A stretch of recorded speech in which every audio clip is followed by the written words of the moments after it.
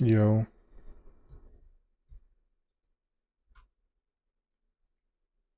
hello, yo, um, one sec.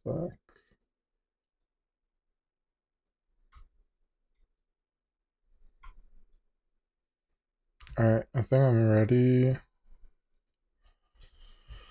I don't know what, I don't know what I'll be playing today. I don't, like, off stream, I've been playing, like, a bunch of different games. Like Metaphor v Fantasia, that's, like, the biggest one I've been playing. Like, maybe I'll start that up on stream. But I'll start with Smash. Let me start it up. Maybe Mario Kart. There's a new. I didn't even like. This isn't even something I like addressed yet. Is like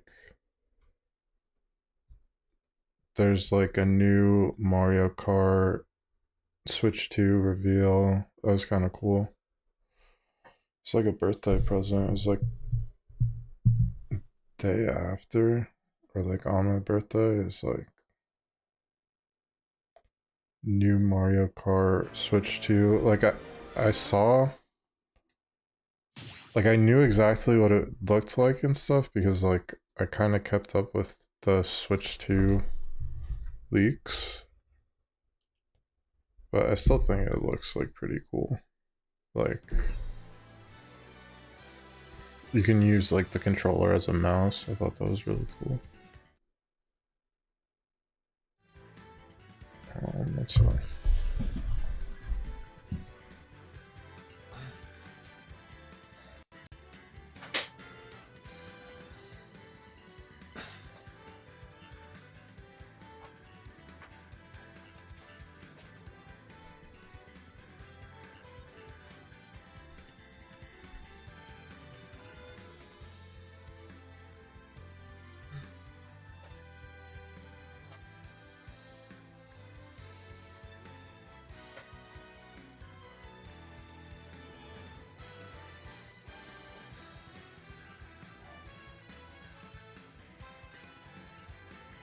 It's just like pretty dusty, and I use like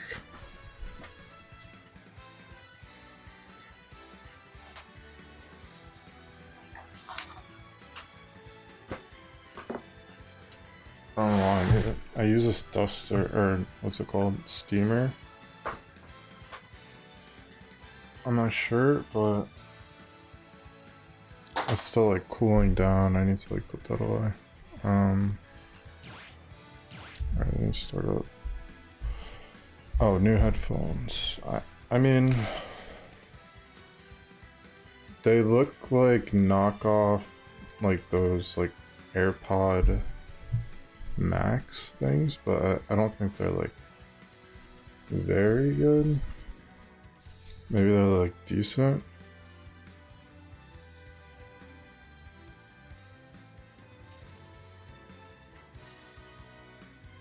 I don't really know what this will be like.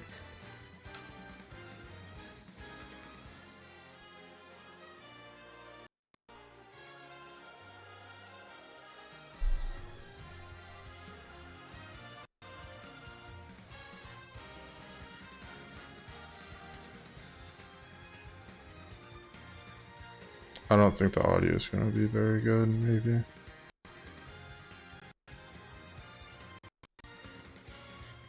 It does, it sounds like kind of, it's like skipping. I don't know if I like a headset though. Like I have this headset, I just don't wear it.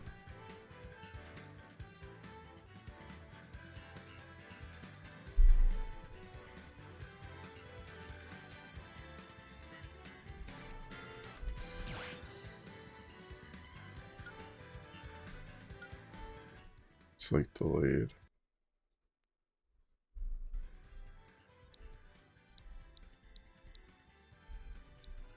was very delayed.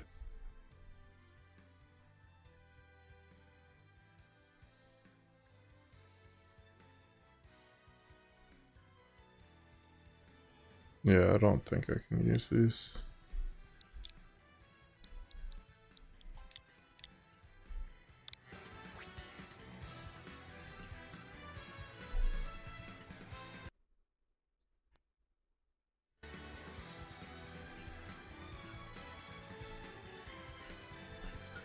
It's like a second delayed.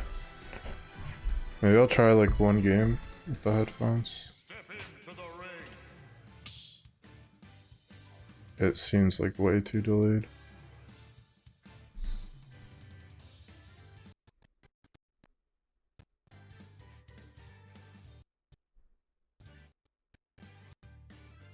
Yeah, I don't know. They don't sound very good.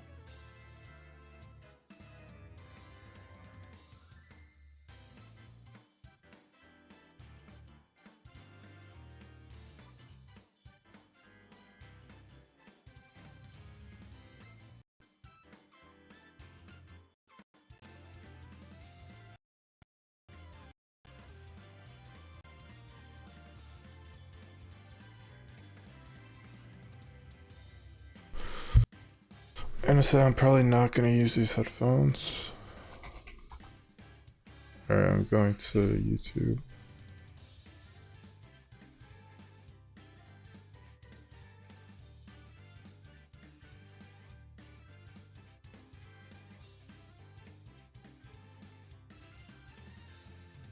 American Idol GBA full playthrough.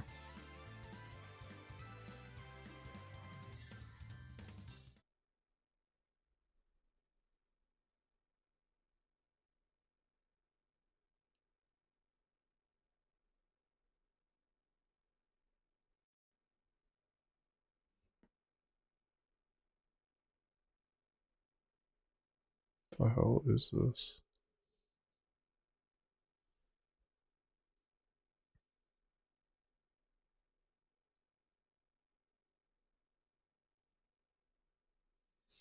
Alright, the time Nintendo teased the GameCube and N64 games.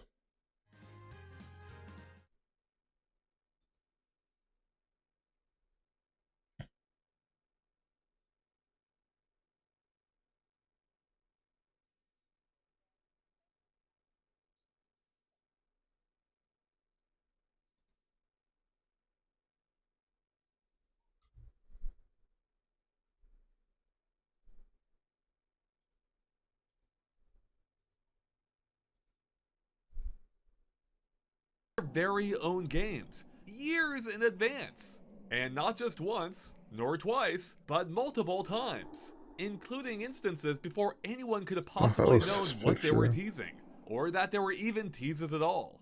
Sounds absurd, right? Well, welcome to Cool Bits, where we spotlight hidden Easter eggs and secret details that, at least in this case, almost everyone missed. And not just because they were incredibly subtle and well hidden, which they were, but also because, in at least a couple of instances, it was nearly impossible to know that they were teases at all at the time. It was all very strange. But then again, that eventual system was always a bit unconventional. Yeah, we're talking about the GameCube, a purple box that came with its own carrying handle along with one pretty strange looking controller. It even made some rather peculiar cameos in its own games, like being a platform in Super Smash Bros. Melee, or acting as an entire battle stage in Mario Kart Double Dash. And that's just the tip of the iceberg, and you have no idea how deep this iceberg goes, as it was also referenced in numerous more mysterious ways. In fact, you're looking at one such example right now, because before the GameCube was officially revealed to the world, it was known by its codename, Project Dolphin. Although That was Nintendo a wouldn't publicly reveal? use this name until E3 in May 1999, it had already started making the rounds in the rumor circuit a few weeks earlier, thanks to a report by IGN64, and even a whole month before that thanks to a scoop by the fan site Operation N2K. Even though the exact reason for the Project Dolphin codename was never officially confirmed, it was likely chosen to convey the project's goal of delivering a system that's fast, sleek, and powerful. You know, like dolphins. During Nintendo's pre-E3 press conference in 1999, then chairman This is Banjo-Kazooie Howard music. Lincoln said that Project Dolphin would be extremely powerful, and include a CPU that is the most powerful processor of any current or planned home video game system. Even the final retail units for GameCube bear signs of its Dolphin heritage, with their model number starting with DOL as in Dolphin, and even the GPU itself being emblazoned with the name Flipper, as in Flipper the Dolphin from that ancient TV show. Flipper, Flipper, faster than lightning.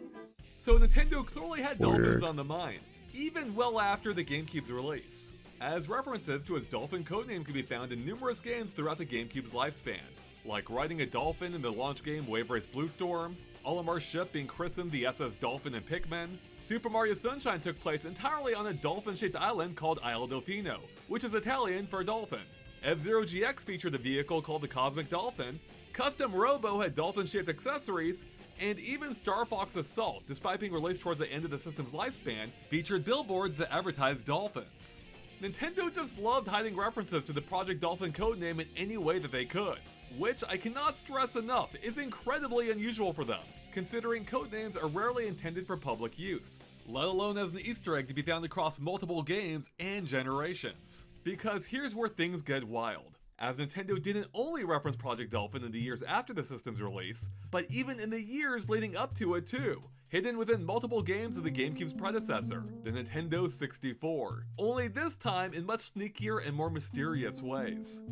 One of the earliest examples took place nearly a full 2 years before the GameCube's eventual release in September 2001, and 9 months before the system would even be revealed, with Donkey Kong 64 in November 1999. And as with most of our examples, it's a reference most people almost certainly missed, because even though it can be found in the very first area of the game, inside DK's treehouse, it's super easy to miss as the camera normally keeps it hidden well off screen.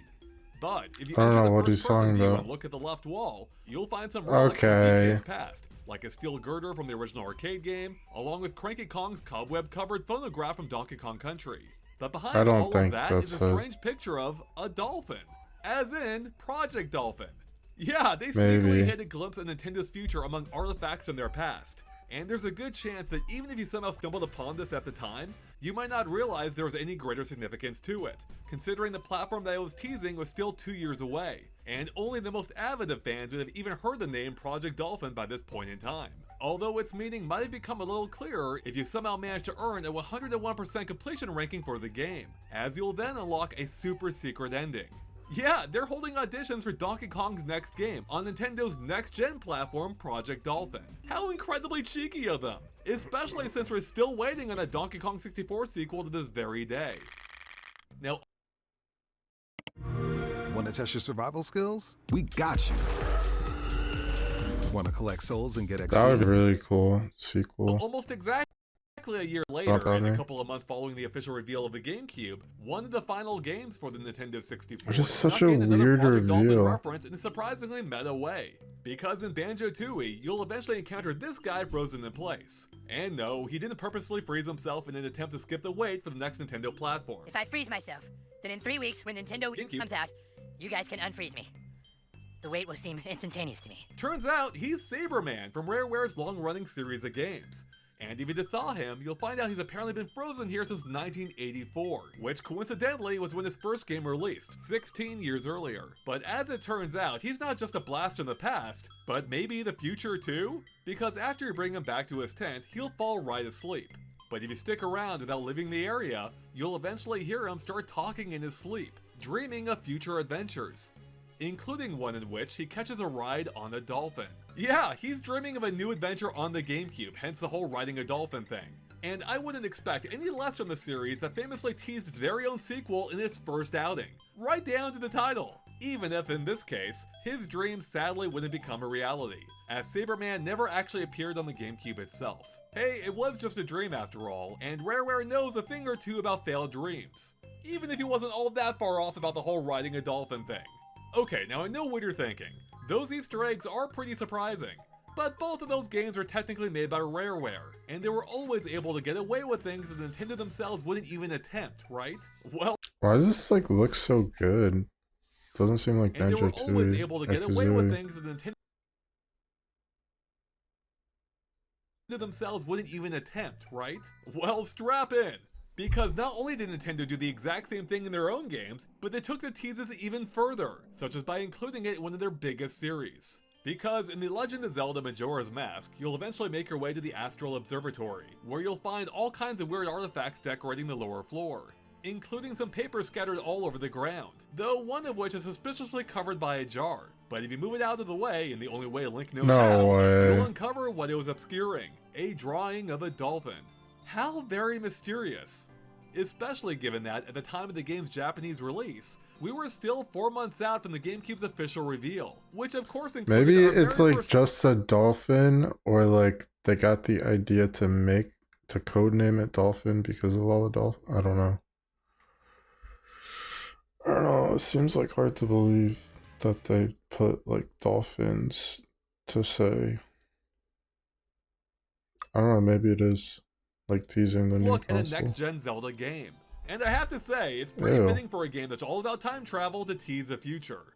And Nintendo took it even farther yet with their next tease in the original Paper Mario, even though there are no dolphins to be found this time. And it involves one of my other favorite Easter eggs, being Luigi's secret diary, which is hidden in the Bros basement.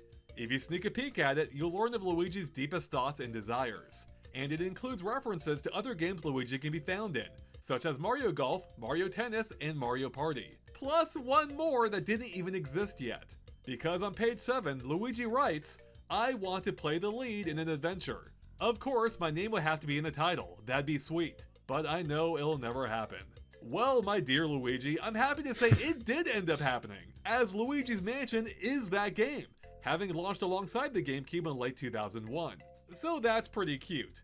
But you might be thinking, hey, it's not that big of a tease, as Luigi's Mansion had already been announced by the time Paper Mario came out in 2001, right? Well, here's where it gets even better. Because Paper Mario actually released in Japan first, the previous year, on August 11th of 2000, which was nearly a full 2 weeks before the reveal of Luigi's Mansion and the GameCube. And yes, we actually checked the Japanese version as well, and Luigi's Diary says the exact same thing in that version too. So it wasn't just a fun reference added after the fact in localization, but something that's been there the entire time. So to recap, Nintendo hit a reference to a key launch game for their next-gen platform, while slyly confirming both that Luigi would star in it and have his name in the title, 2 weeks before anyone would know that game even existed. Which means that those who stumbled across it early enough would have no idea that this text actually meant anything at all. Furthermore, an earlier chapter in the diary even sets up Luigi's fear of ghosts, which again bore out in Luigi's Mansion. Remarkable! Now, if you think a 2-week tease is impressive, well, you'd better buckle up for what we're going to tell you next, as we have yet to touch on the deepest part of the iceberg, and it might just be the most impressive tease of them all. Because up to this point, every tease we've mentioned so far had come out after the Project Dolphin codename was confirmed by Nintendo in May of 1999, even if it wasn't especially well known outside of the most hardcore fans, with Donkey Kong 64 later that year being the first game to mention it from that point on. But what if I told you there's one other Nintendo 64 game that teased it too, and it not only came out a year and a half prior to Donkey Kong 64, but it even predates the earliest rumors of Project Dolphin itself. Yeah, let's call it the X Factor.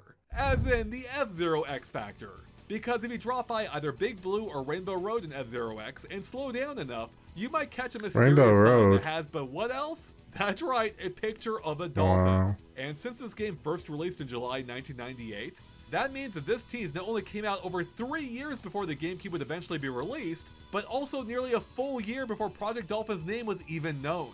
In a time well before anyone had even known what that dolphin meant. And with a timeline like that, it's almost too fitting for a game set entirely in the future. Looking back, it's shocking to see how Nintendo is sneakily teasing an entire new system by hiding Easter eggs leading up to it like a trail of breadcrumbs, What is this including at least 2 picture? instances where even the most hardcore Nintendo fans wouldn't even understand their true It's like significance a horror until much later. Possibly Mario. until this very moment.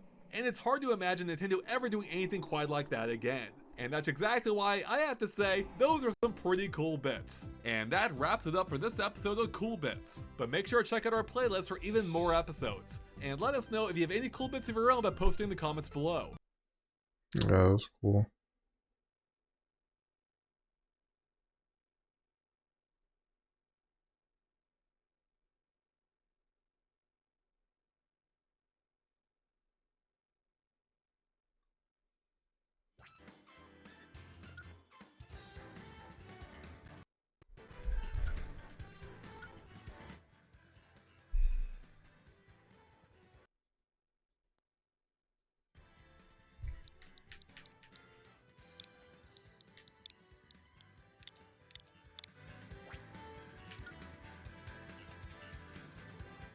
Step into the ring.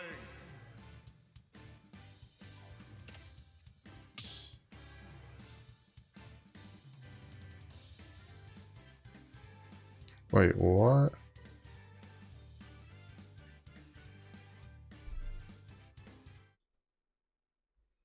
Super Mario Maker 2 3D.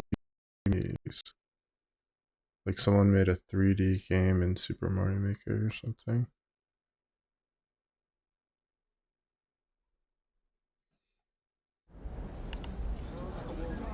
Oh, no. That,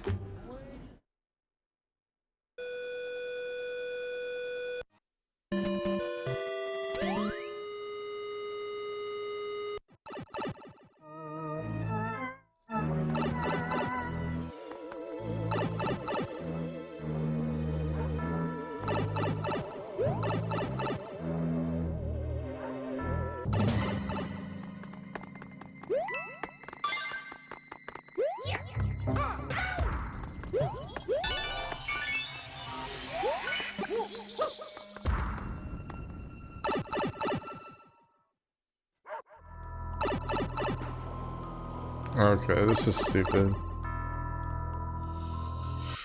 It's like moving through the room on the top left with the bottom right.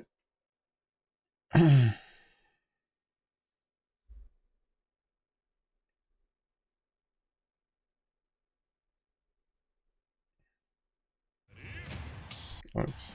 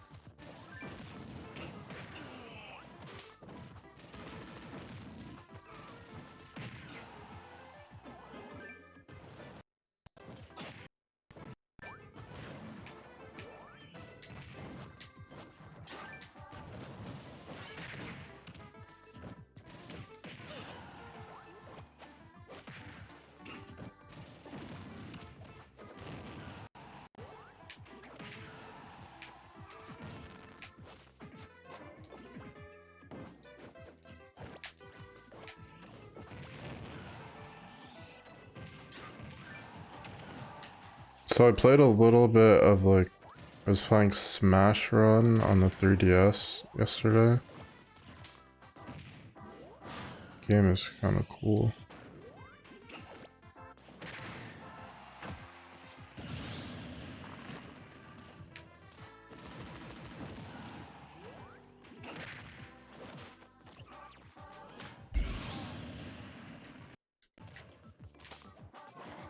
That was cool.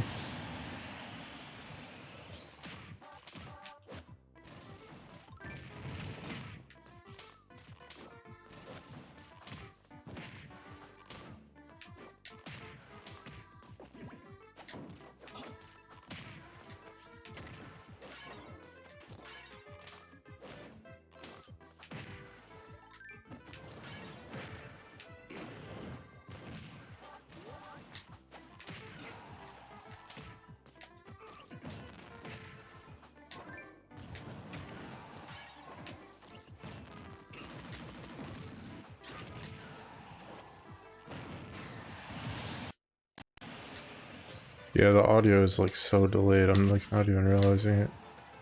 It's like a whole second off. So nothing makes sense.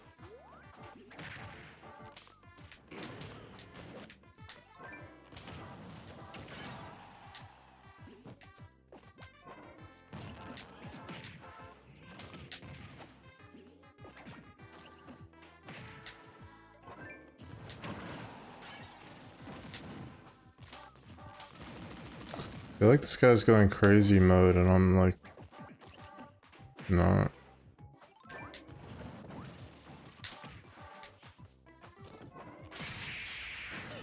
I can't use this.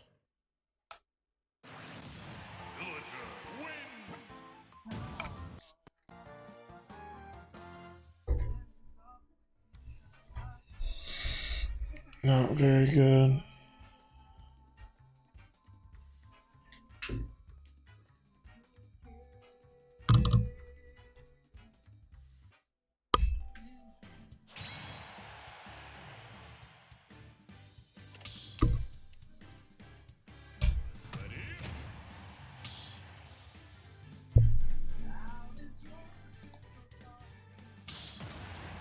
I don't know, maybe it's just the console is like lagged or something.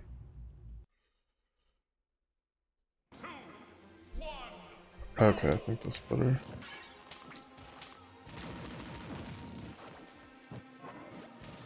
Why did I do that? This guy's going like crazy mode on me.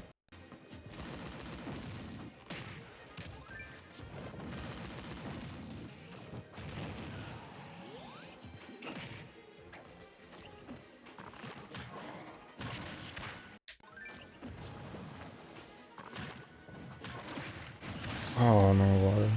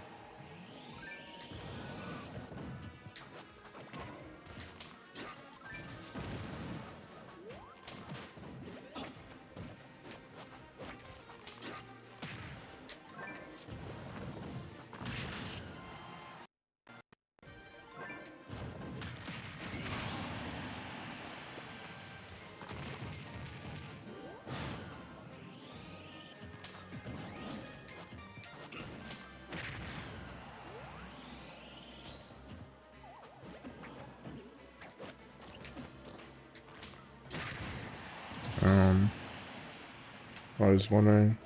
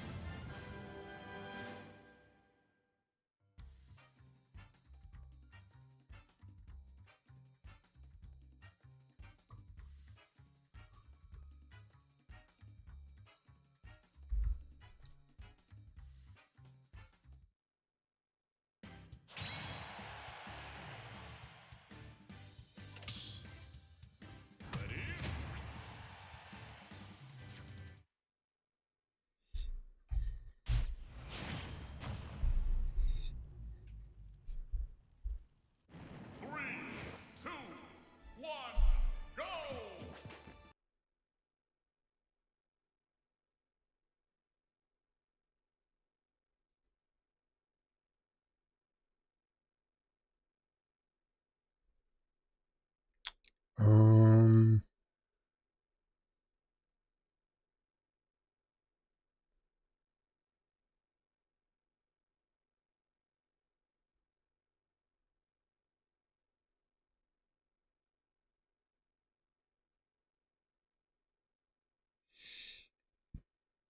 Beta 64 Breath of the Wild.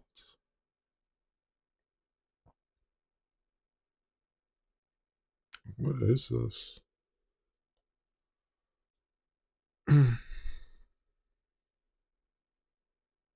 What is this? Super Mario Bros. Cubed.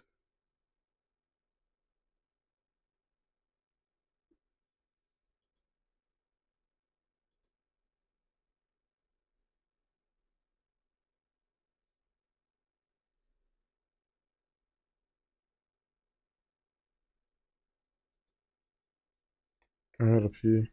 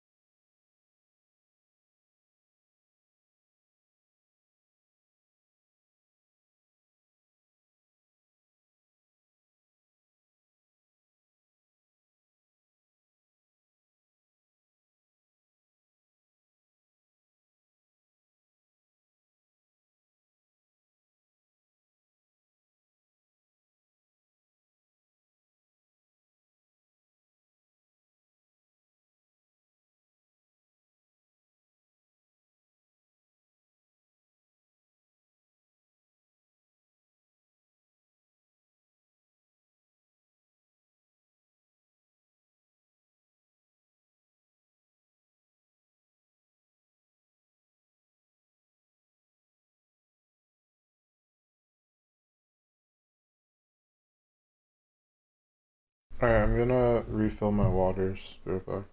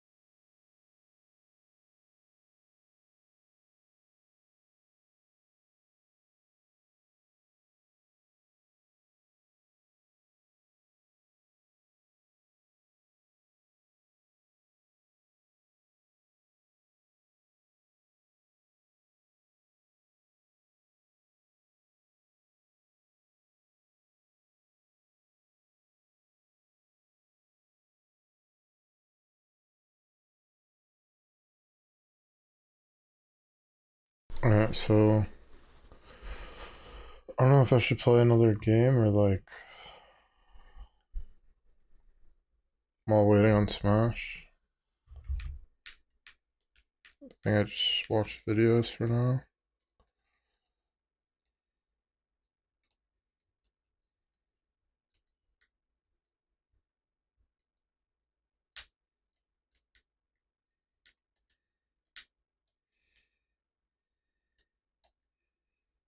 Damn.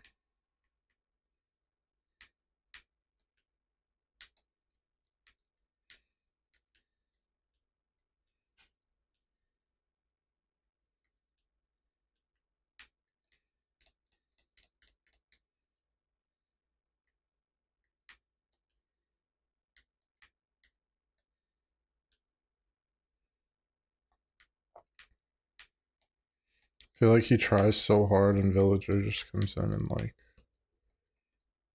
a few shots. I kind of like that.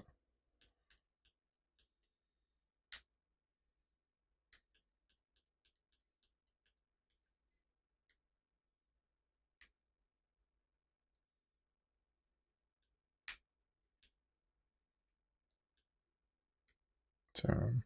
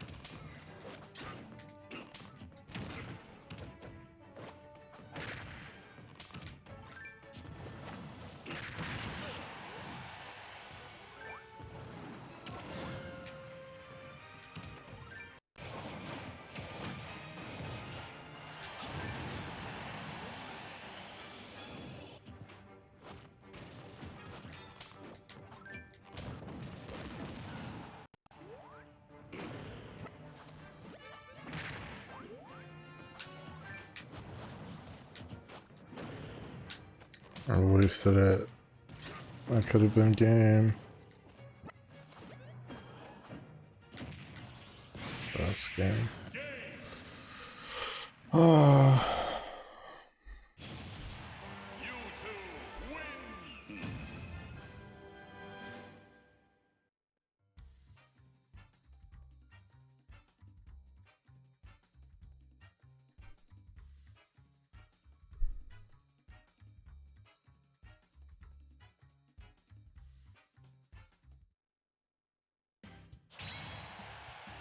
Brother.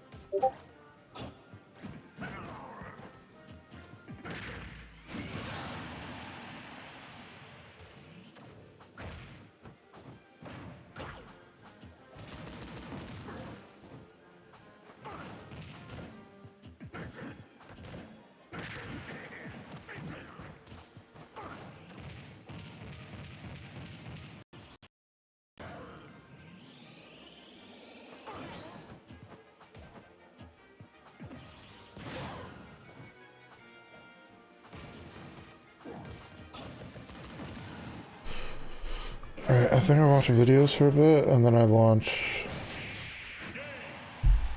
Maybe I start with metaphor.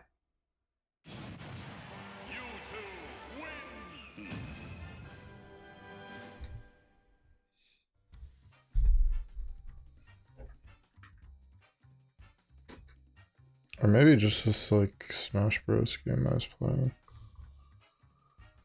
on 3DS.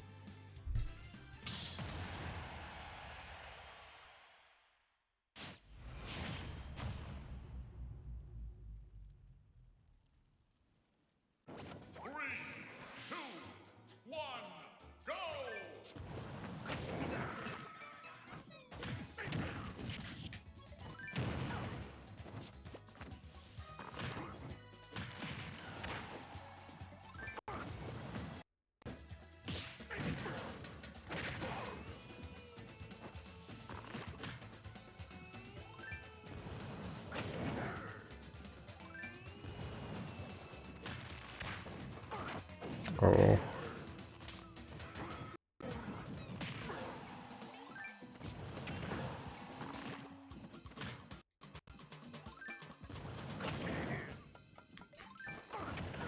I'm a tree camper.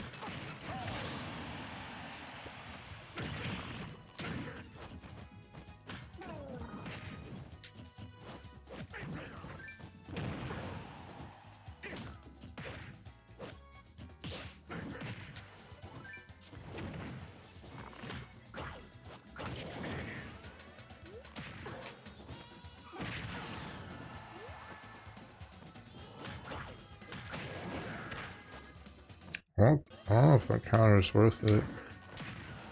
Maybe. Okay, maybe it was. I don't know if I died because of the counter or just because he smashed me. Like he countered a full tree.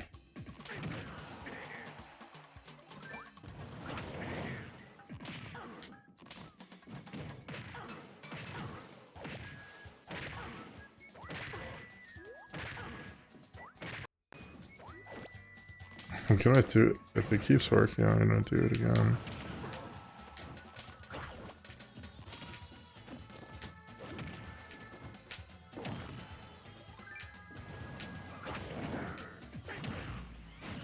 Shit.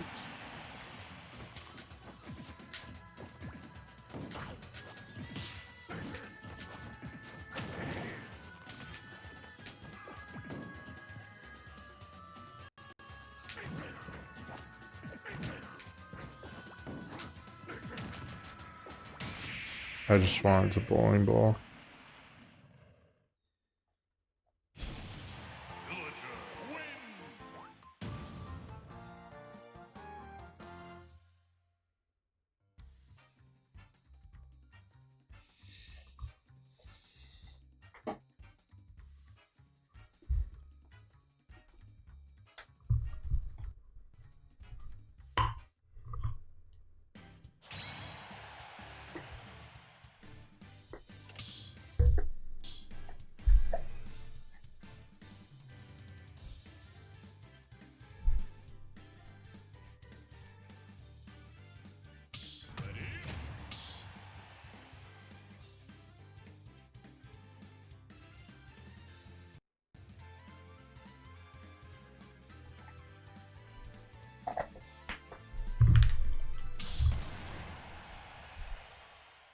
I don't know why this sound keeps getting delayed.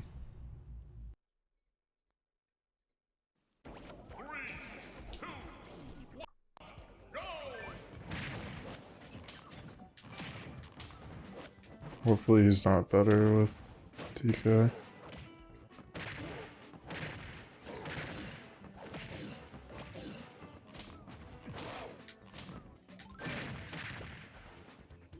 How did that reach me?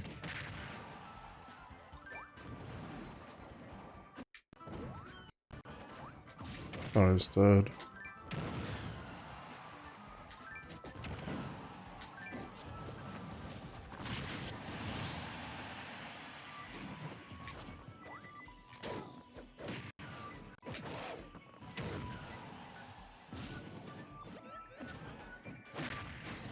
No way.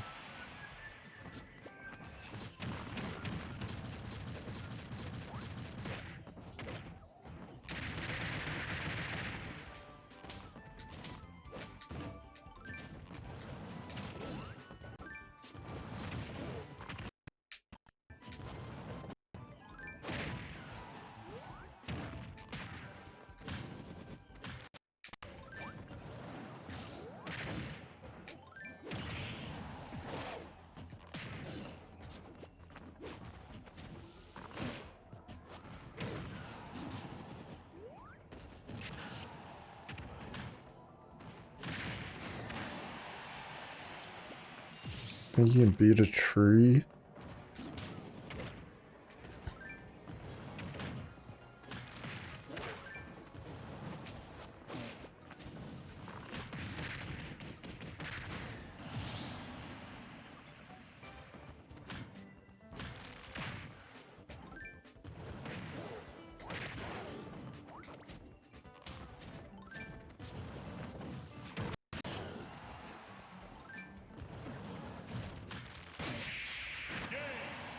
That tree is like the best move.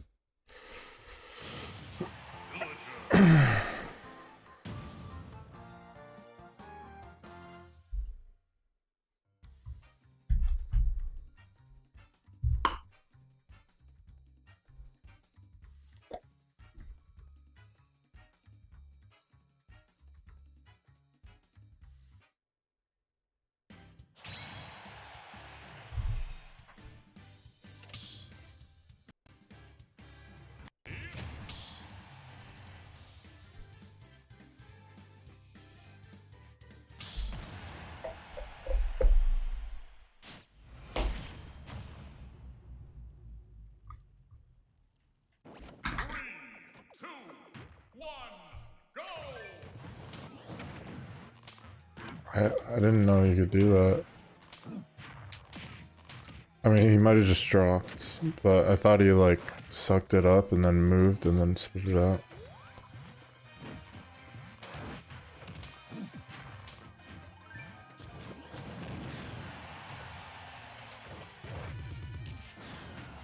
This guy seems good.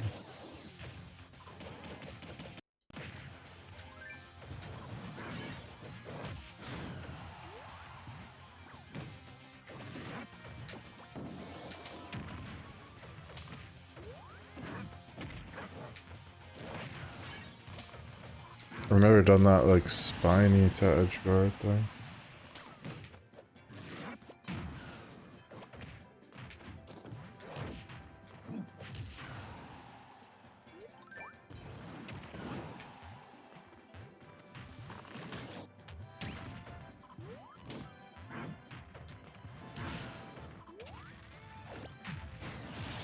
God damn.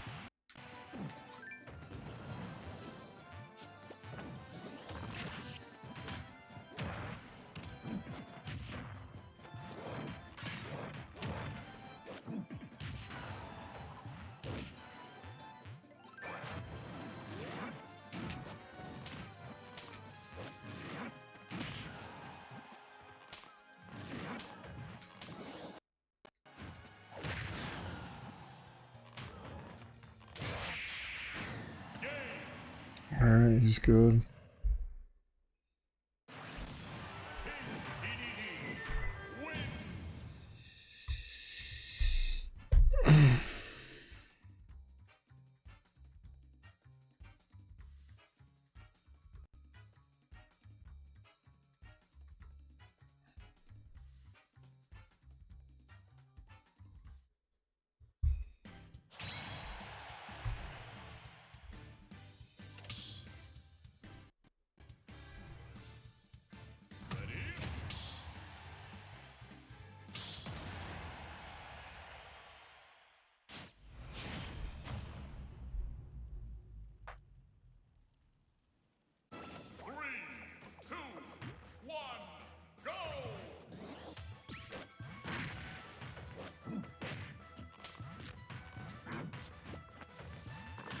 This song sounds pretty good. I didn't play this game much. Spirit Tracks.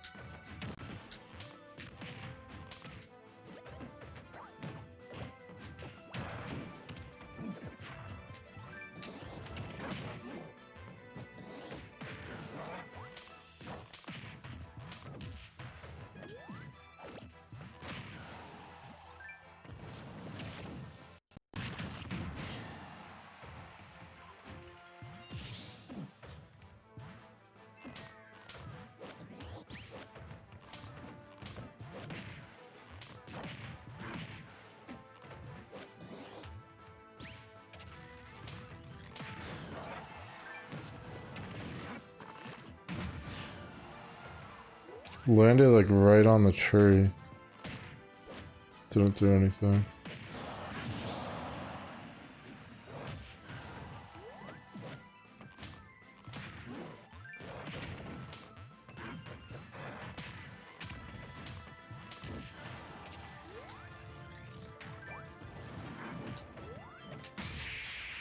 So,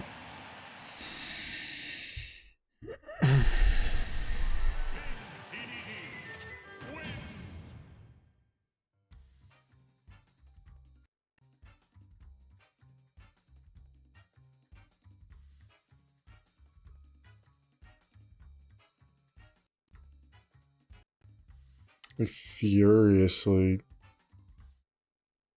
messing with that thing.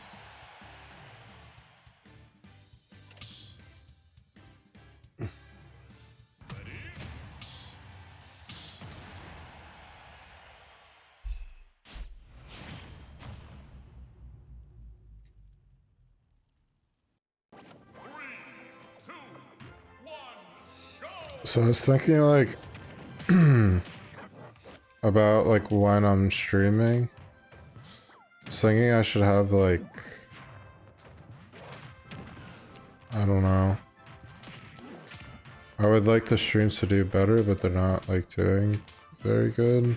But I think I should have like at least one like video, like one VOD on my Twitch.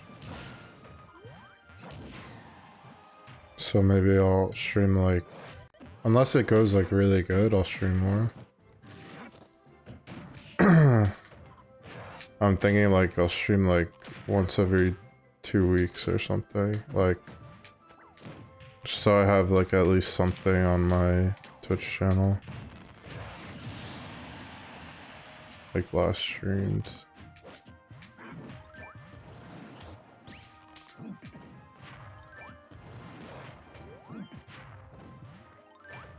So in the 3DS version, I got kills with that like all the time. But it's so rare in this, like people just block it every time. God damn, I killed myself.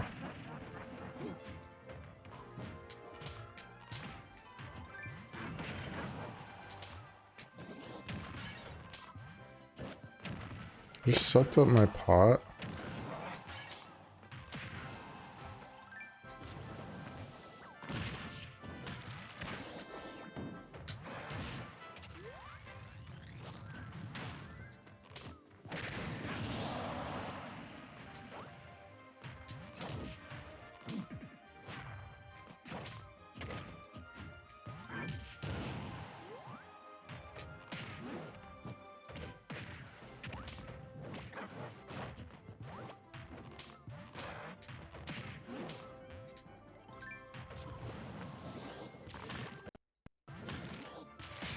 No way he did that. And he... Oh god, he's taunting me.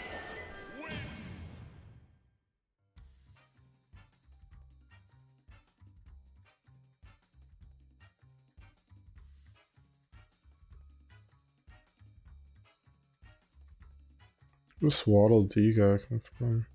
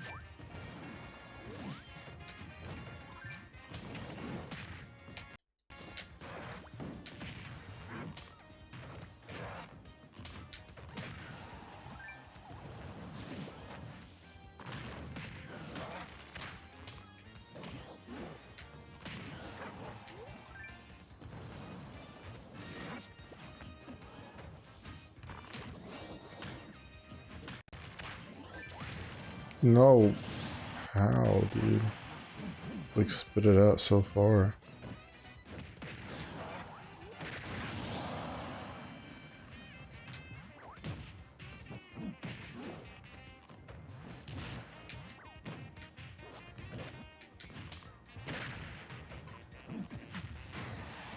No way. That was crazy. That was like low percent.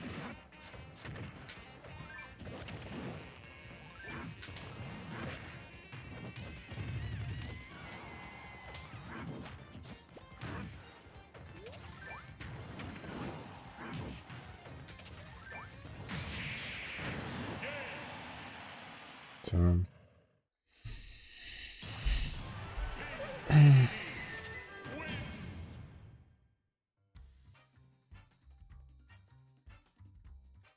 It's like kind of weird that all that is going on inside the hammer.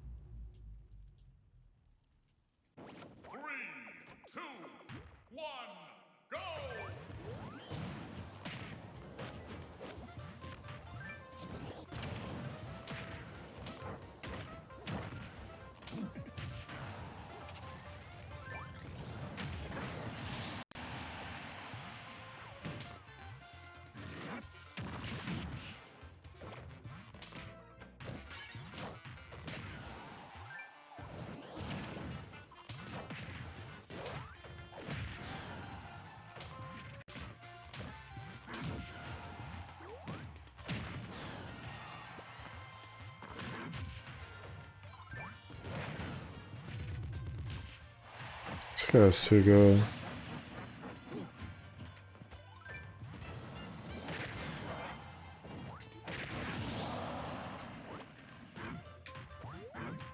It's a pretty good way to kill.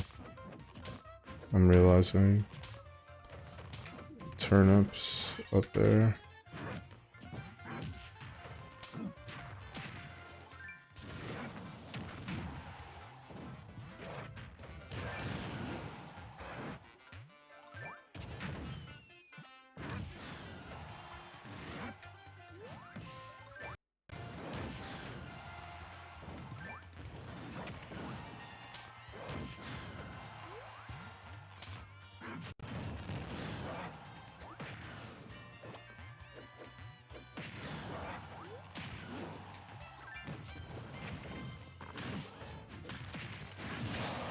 Nice.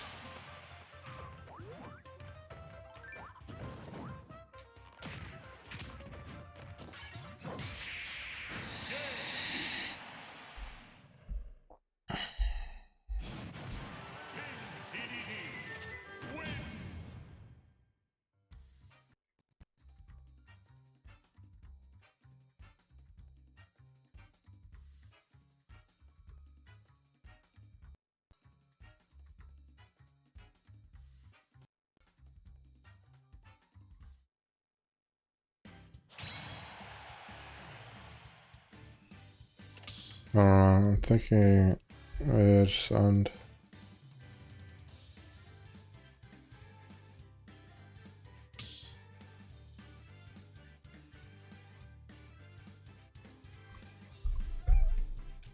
I'm gonna start watching this video.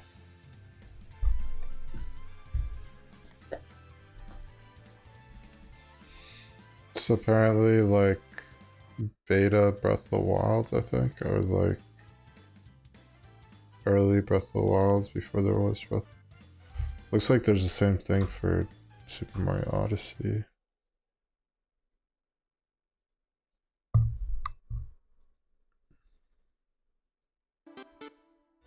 The Legend of Zelda series is one of my...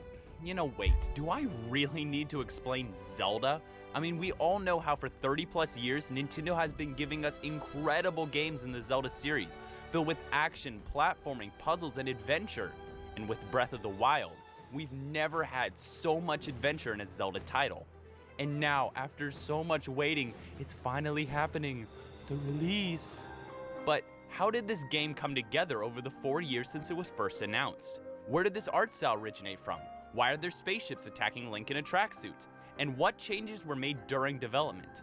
Because there are quite a few to show you, thanks to That was the original both Zelda concept. Dungeon and Nintendo Everything, whose websites' links are in the description, and I highly recommend checking them out.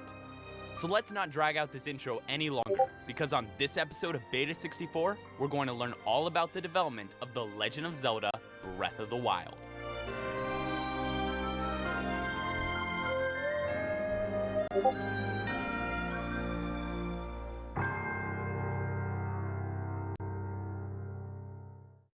Breath of the Wild technically began its development in 2011 while creating the Zelda HD experience for E3 that same year. Do you remember it? It was that cool little tech demo for Wii U that was talked about all the time back then. In fact, Miyamoto even confirmed during E3 2011 that Nintendo was already planning out the first HD Zelda game. But that's all we heard about it until January 23rd, 2013, during the Wii U Direct presentation. While Aonuma couldn't describe the game in very much detail or show off any visuals, he did discuss the driving theme behind the game's development. The mission of this new game was to rethink the conventions of Zelda. Conventions like having to complete dungeons in a specific order, or that you have to play the game by yourself. The team had decided to set aside these conventions You and do instead have to go play back it to by the yourself basics solo. to create a newborn Zelda game.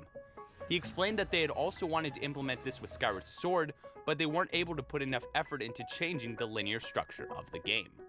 And speaking of past Zelda games, after the team behind the Zelda HD experience had shown off their tech demo at E3, the team continued converting past Zelda games into HD in order to find the right art style for this new Zelda game. This While looks like converting so Wind Waker- cool. They didn't do anything like that.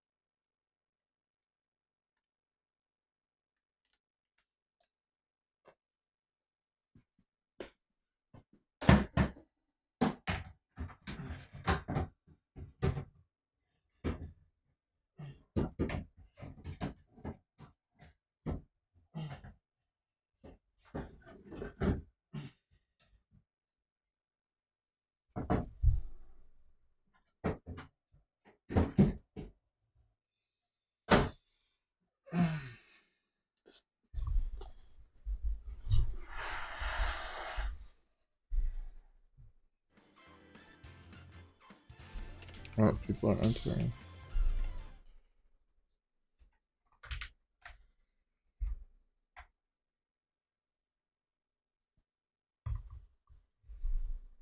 Waker to higher resolution graphics, they noticed that the change had completely transformed the game, beyond cosmetic differences. So because the new Zelda game was going to take some time to develop, they decided to remake Wind Waker on Wii U. It's not like some like crazy mystery. What is it gonna look Due to like the if fact it's that this new better? Zelda game would be rethinking every aspect of past Zelda titles, they didn't reveal any more info on the game during this Nintendo Direct.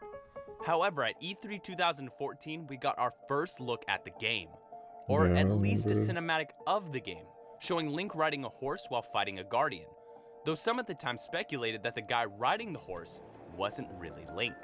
After all, he's not wearing his signature green tunic, and plus, Aonuma had been quoted saying, "No one explicitly said that that was Link." That created quite a bit of speculation as to who this new character was, and whether he might have actually been a she.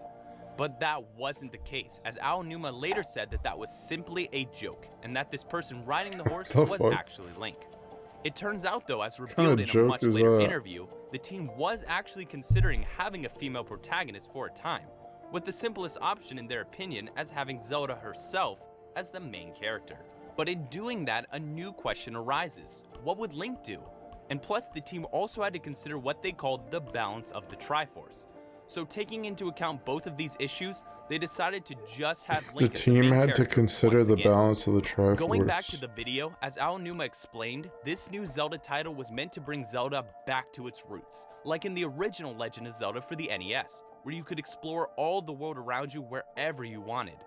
However, as time went on and the series switched to 3 dimensions, they just couldn't do that anymore. With Wind Waker, they tried to accomplish this by patching together small bunches of islands. However, you still had to enter and exit specific islands in order to explore. But now with the new Zelda game for Wii U, they could finally achieve in 3D what the original NES game already had, an open world, where I think puzzles it's, start like, immediately when the player tries to decide Kinda where to true, go. but also like No kinda longer is there a set bullshit. path. The When they say like we were incapable of doing anything like this until now. I don't know. Because like if they didn't have the technology, how could they even... I don't think they had the idea before the player is now technology. free to explore. At the end of Like the they- trailer, it states that the new Zelda game is set to release in 2015.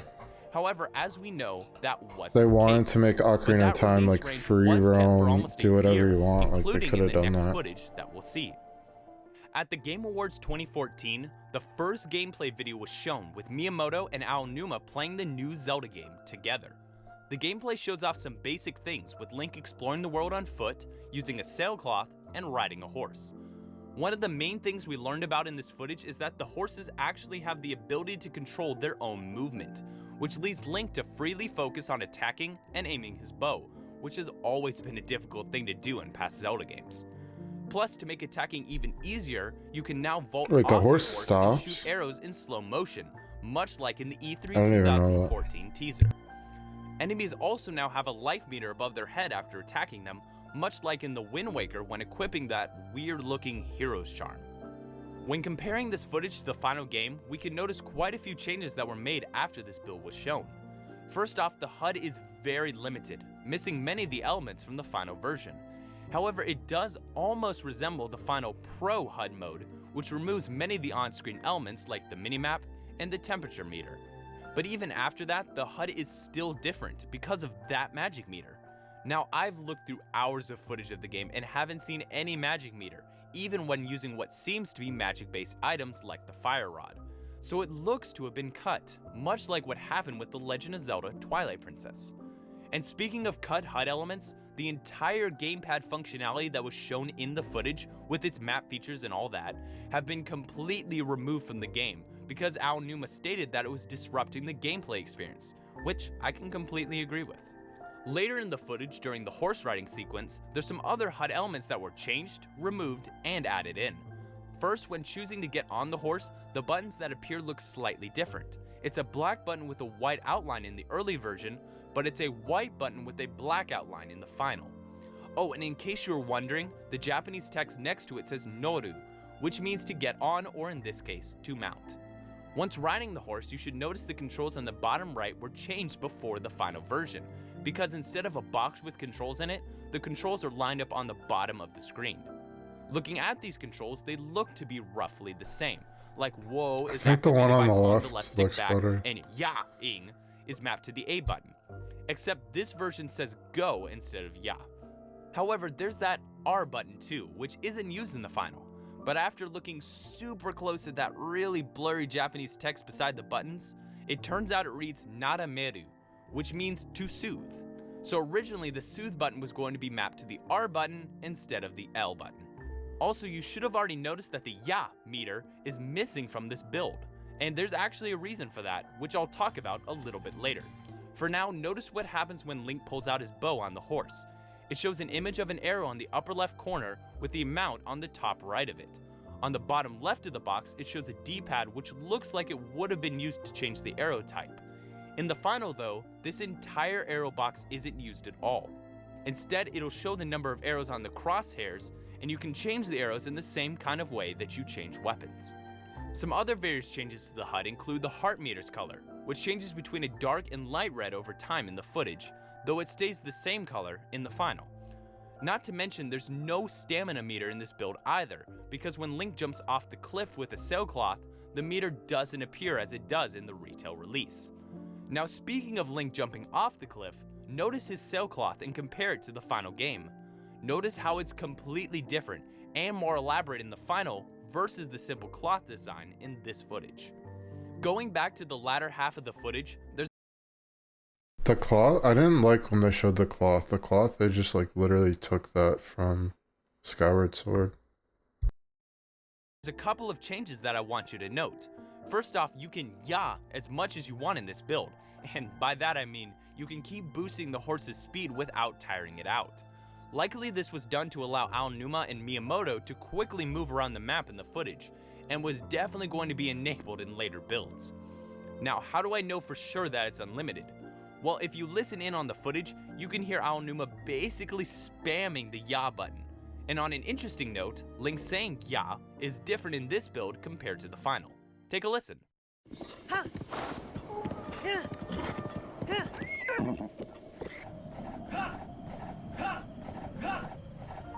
One other thing that's sound related is the metallic sound that plays when you hit an enemy with an arrow. The way Aonuma puts it, the sound means that your arrow has hit the right spot and damaged your enemy. This was removed from the final game for good reasons, because as you'll hear now, it sounds very out of place. Oh, I heard a metallic sound. That sound tells you that your arrow has hit the right spot and damaged your enemy. After showing the footage, Nintendo reaffirmed that the new Zelda game was indeed going to launch in 2015. But fast forward to March 27th, 2015. On that day, Nintendo shared a video with Aonuma regarding the new Zelda game's release date, which he explains has been pushed back indefinitely. The reason? Well, over the 3 months since the Game Awards, the development team had come up with several new ideas for the game, and working towards them had created even more new ideas too. So instead of focusing on that 2015 release, the team was now focusing on making the game as best it could be, to create the ultimate Zelda experience. This is all. This is amazing. Like, this is a thing I wish other games did. They're like, yeah, we need like 2 more years. Even though the game looks like this. Like other developers, they might just like release this game like this. It already like looks good, but they're like, we want to work on it for 2 more years. And I was like, all right.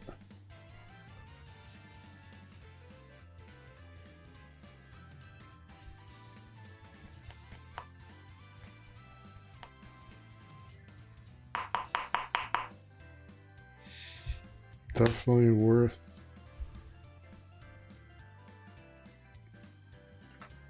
It's weird because like I knew about this game. I knew about it coming out like years before it was called Zelda Breath of the Wild. Just knew it as like Zelda Wii U or something. Just like kept watching new trailers about it. I'll be right back.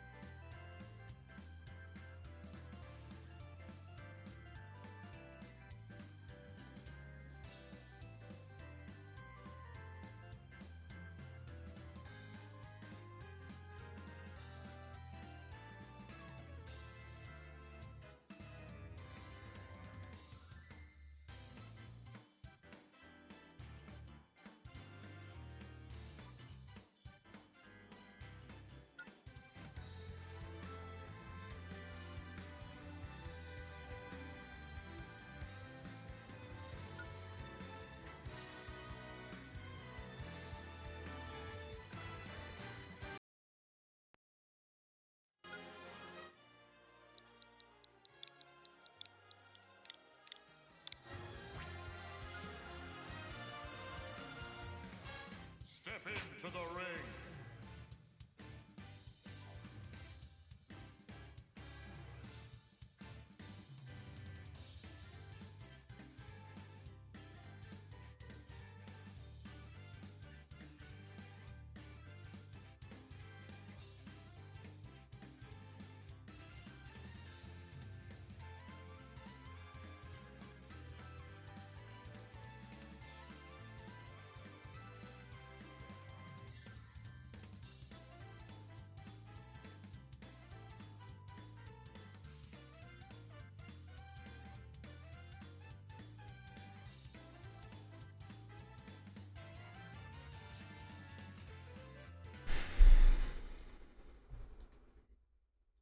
Not only was this new Zelda game pushed back past 2015, but fans were also told not to expect the game at E3 that year.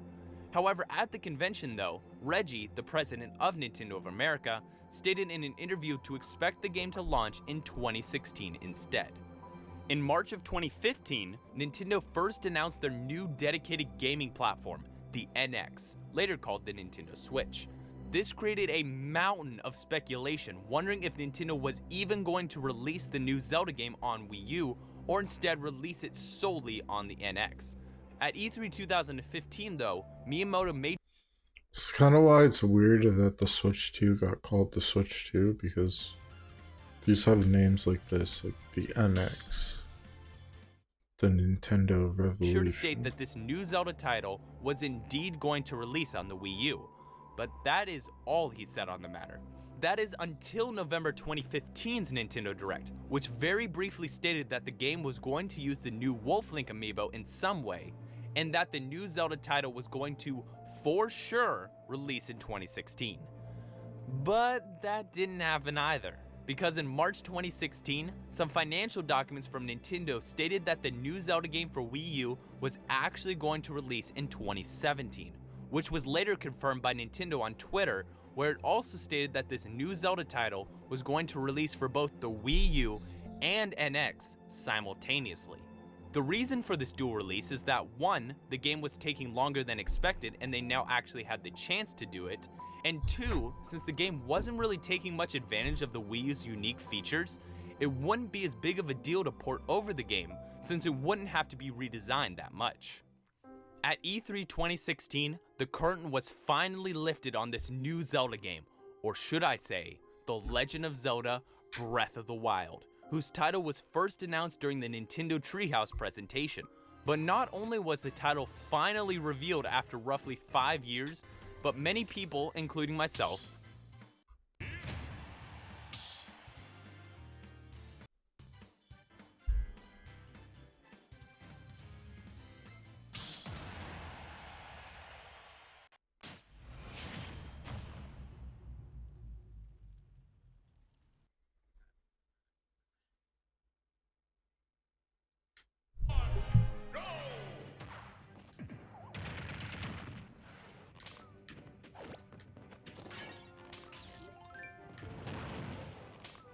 Sound is so delayed.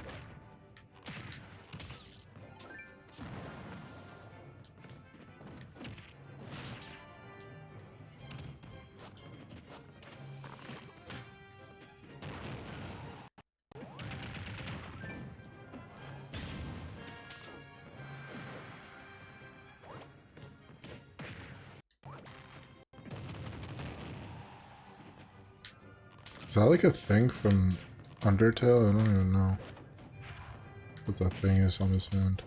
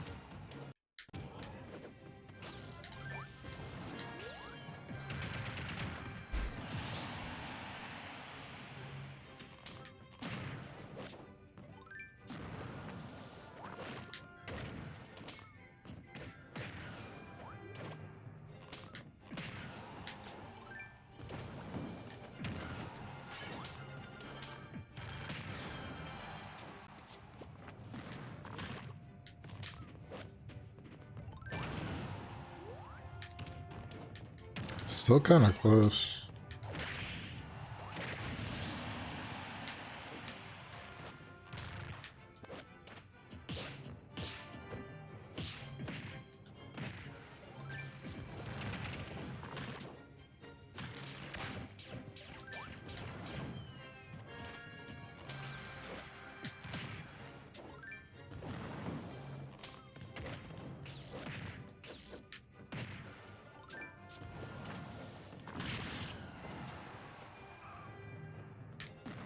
I thought I was definitely gonna lose.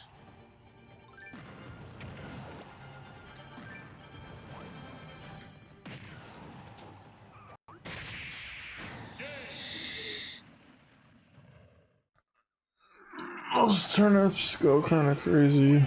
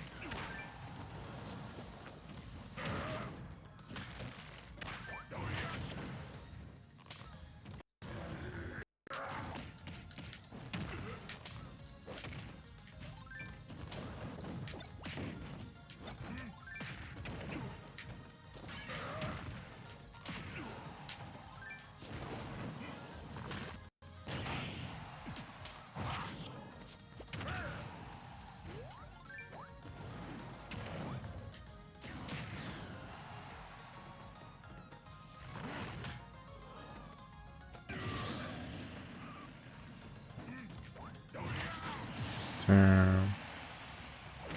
He just jumps right into it.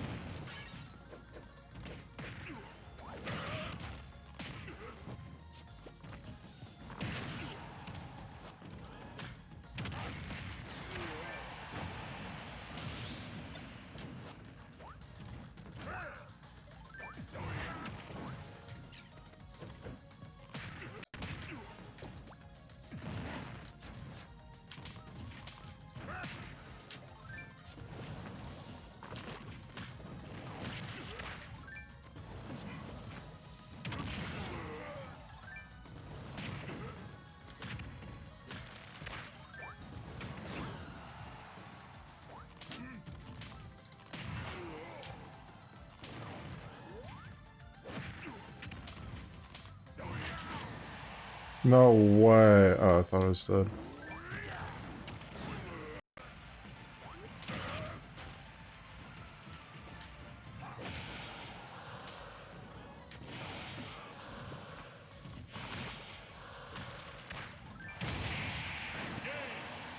I don't know which to that. The little Lloyd rocket killed.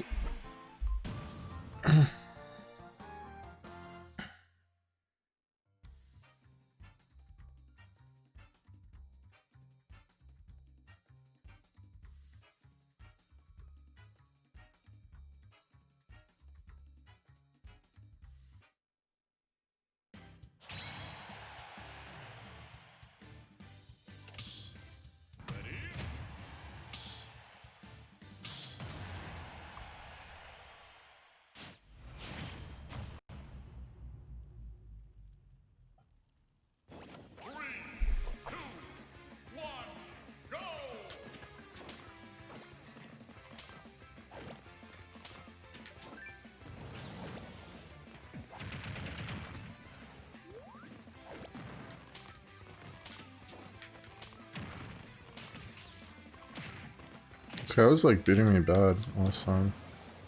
I don't know how I won.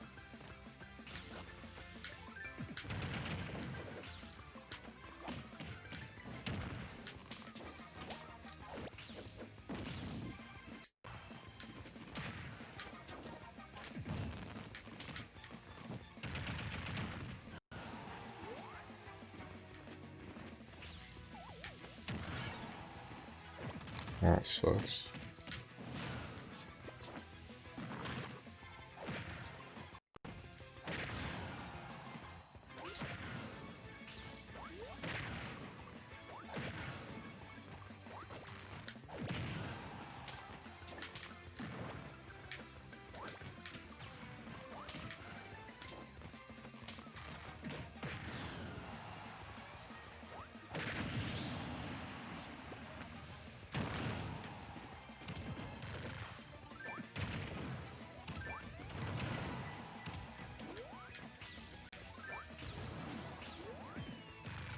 God damn. That is a counter.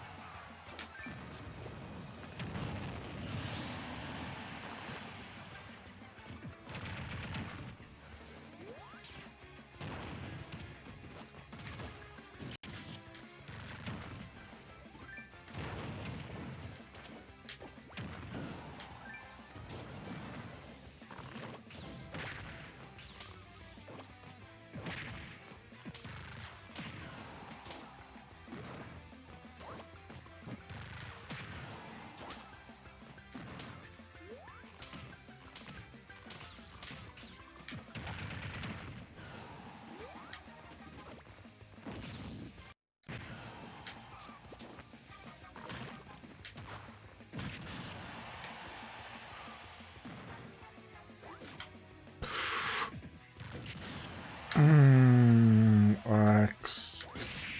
Axed.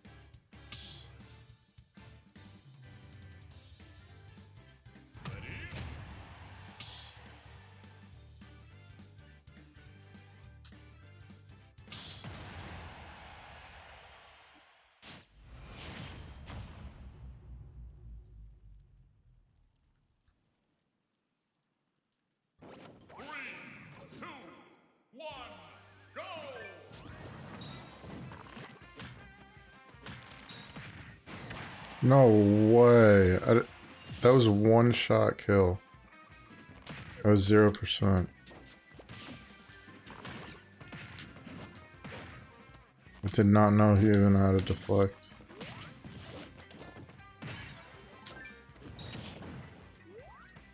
Am I playing against two different Mii fighters right now? I was playing Assassin's Creed, the other one's like Sam.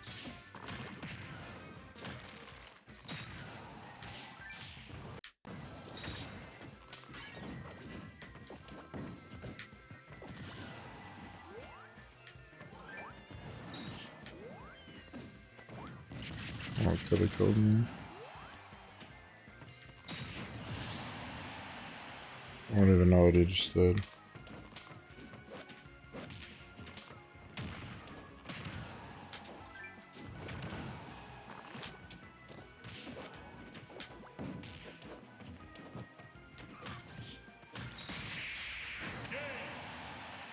Oh my god.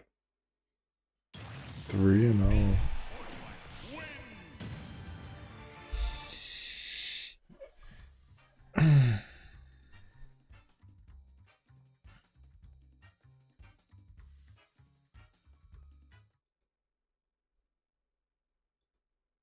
Got to play the game for the first time on Wii U, which was the only game that Nintendo brought to play at the convention.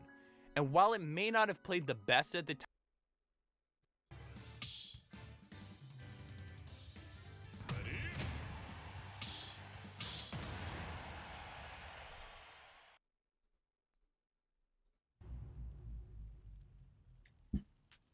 Go!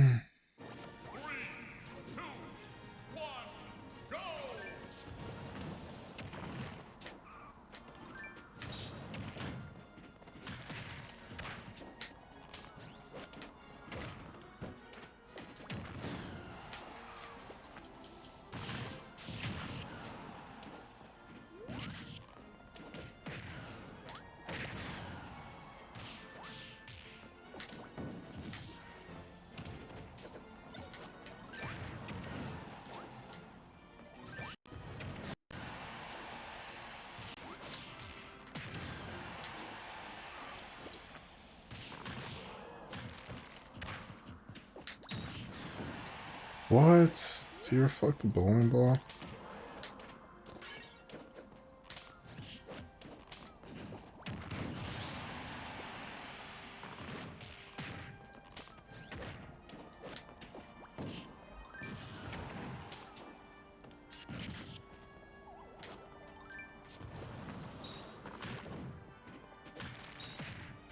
Oh my god.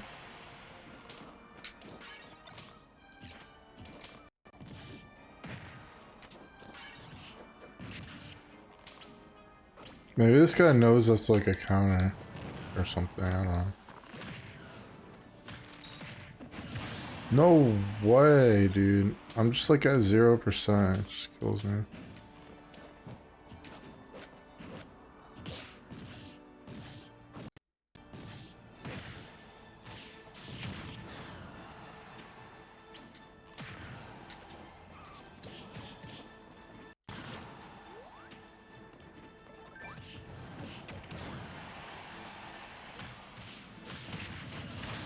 Nice.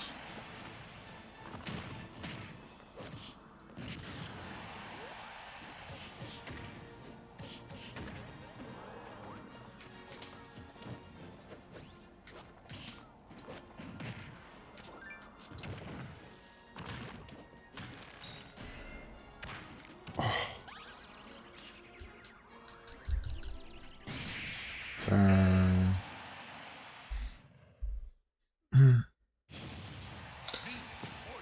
The tree's already powerful in reflectors. Yeah, dude. That's crazy.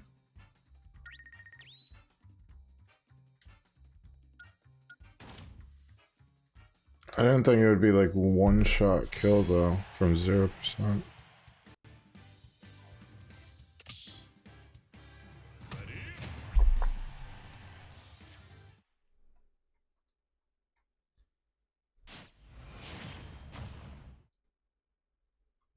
Time since the frame rate was really wonky, it showed what the game was capable of, and I can say firsthand that it was amazing.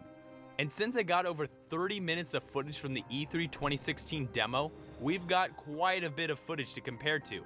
But believe me, it's worth it because there are tons of changes.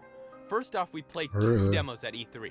The first was just us in a field allowing us to explore, and the second was roughly 20 minutes of the first part of the game's story. We'll start by looking at the first demo, but here's the thing. The demo put us somewhere in the world, and I couldn't exactly find where that was in the final game. It's a great Thusly, plateau. we can't really compare the topography of the first demo, so these first changes we'll look at are mostly different. I forgot about that. I'll also be showing you direct feed footage from Nintendo World Report TV for this first demo, as it's better quality than what I had taken at the time. Okay, right off the bat, you should notice a couple differences with the HUD. The time, instead of being over the weather forecaster, is on the minimap, with AM put in front of the time instead of before it. Plus, there's no weather forecaster in this demo, though you probably should have had it by then.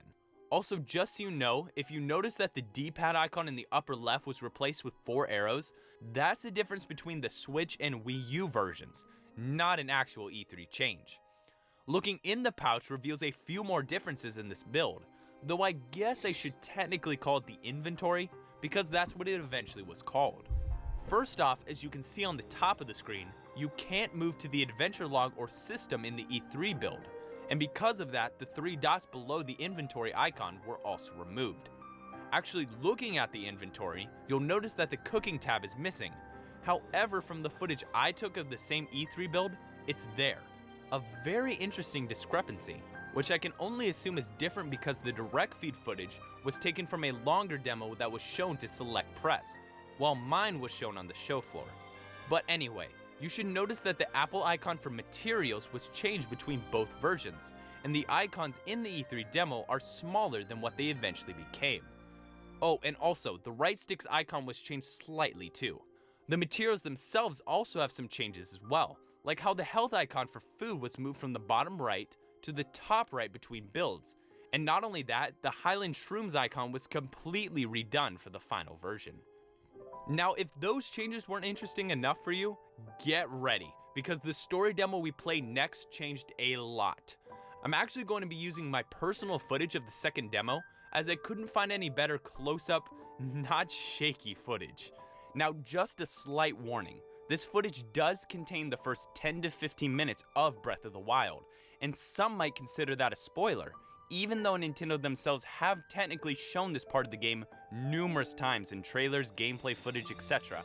But if you want absolutely no info on the game's story, feel free to go to the time shown on the bottom of the screen and you'll be safe.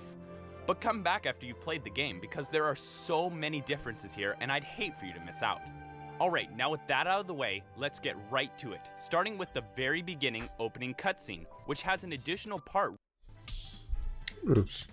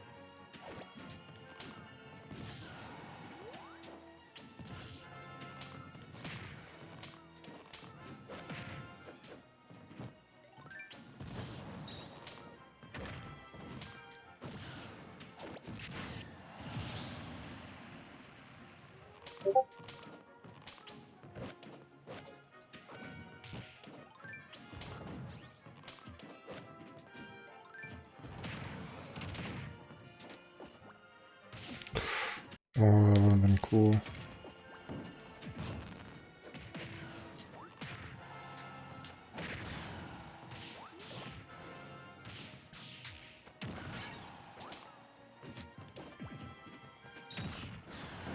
You can reflect the bowling ball.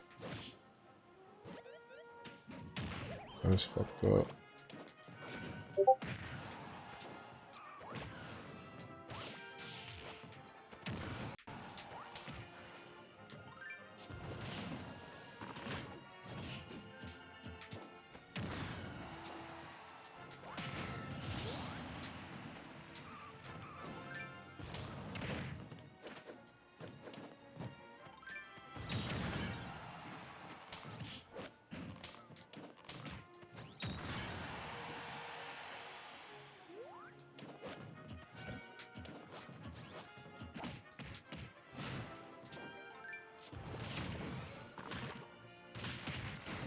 Nice.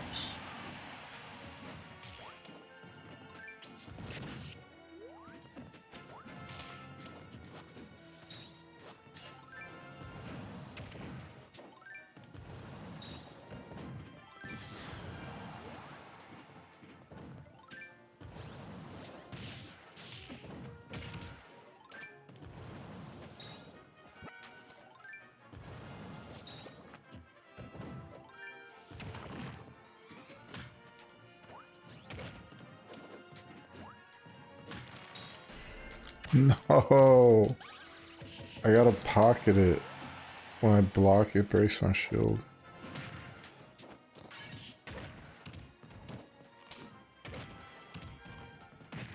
I shouldn't really be telling you that.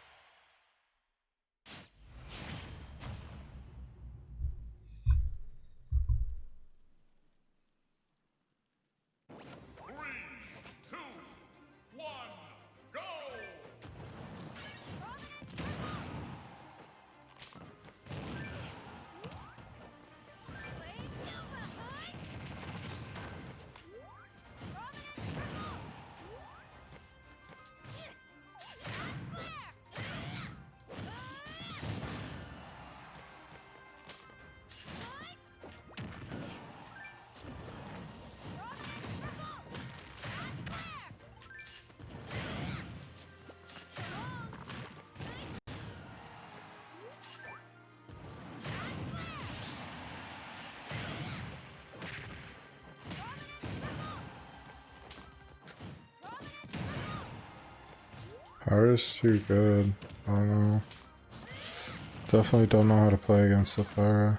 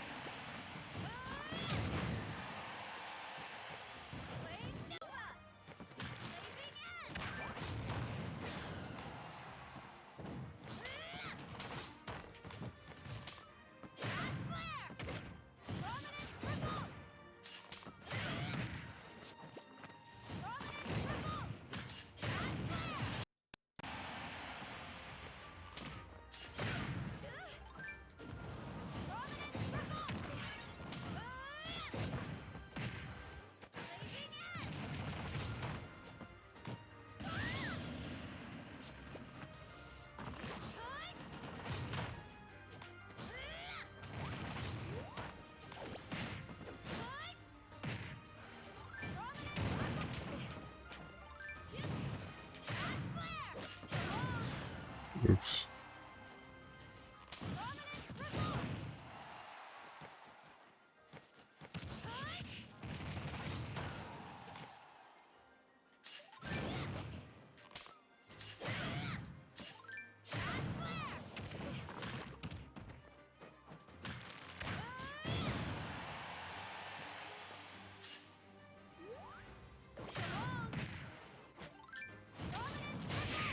God damn.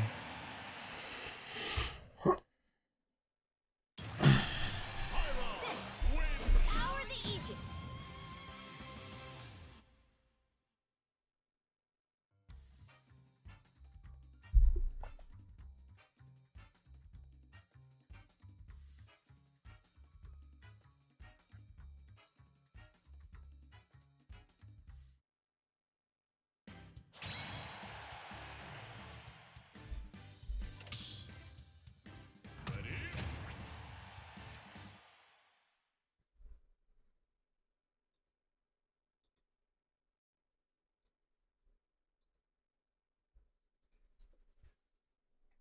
Right at the start, as well as different formatting of the text.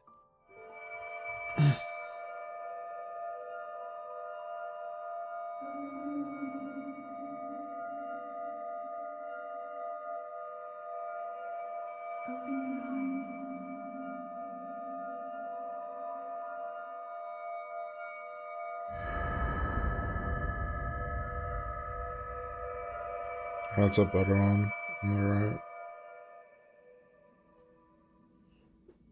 Open your eyes.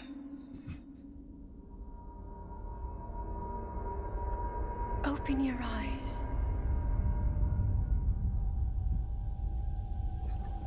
Wake up, Link.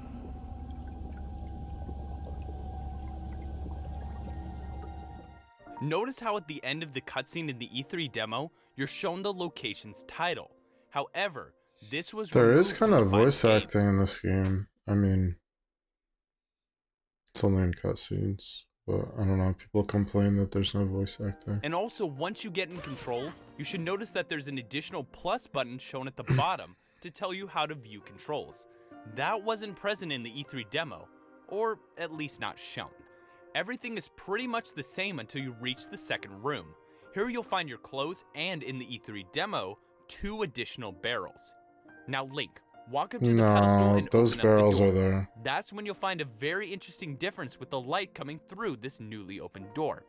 In the E3 demo, the light shines on the floor, but not in the Oh my final god, version. who cares? A very interesting change. Now that we're out in the wild, How is we that a get to very view this interesting- amazing world, and lucky us, we see an old man in the distance. This, my friend, is where things start changing a lot. Looks better on the left. Just watch this exchange with the old man in both versions side by side. Look at all the flowers here. It looks so much better on the left. The changes are pretty obvious. Here, take a look.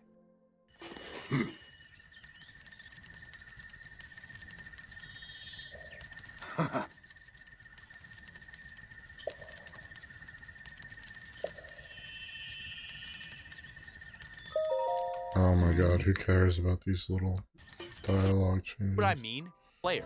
Notice how it's orangish in the E3 demo, but blue in the final. And speaking of points on the map, the one to the right has a couple of changes too. First off, instead of giving a descriptive name like the final version's followed the Sheikah slate, Okay, who cares?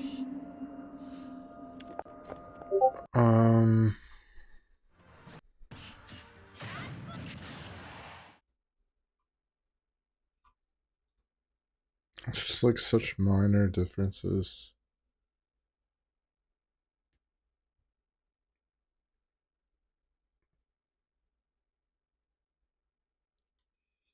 How scrolling textures gave Super Mario Galaxy 2 its charm.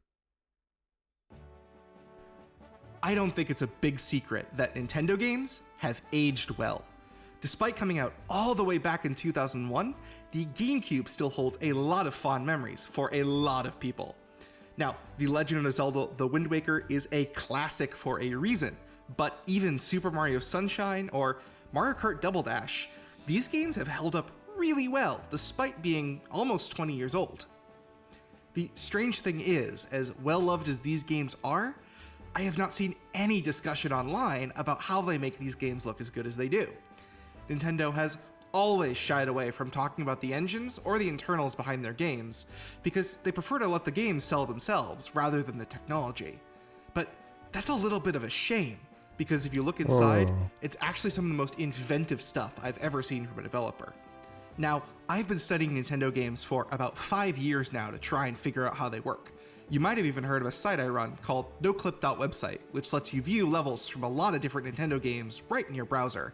So, as you can imagine, I have been digging really deep into the code of these games to figure out what's going on, and I think I finally got it. So, welcome to the first video in what is hopefully a very long series, where we'll dive into some of the most iconic Nintendo games out there and try and figure out how they work. I am endlessly fascinated with Nintendo's art style and their development process, and really, no matter how much I cover, there will always be more to talk about. But we have to start somewhere, so today we're going to be looking at a game that has held up spectacularly well, and go over how Nintendo used a twist on a classic developer technique to make something truly special. That's the first Super Mario Galaxy. Intro, so let's go straight into it. We're going to be taking a look at scrolling textures in Super Mario Galaxy 2. Scrolling textures. I just didn't know what that meant. That's why, like, what do you mean scrolling textures? Now, this game is full of so much cool stuff, but one of my favorite parts is this bit right at the intro to Slimy Spring Galaxy.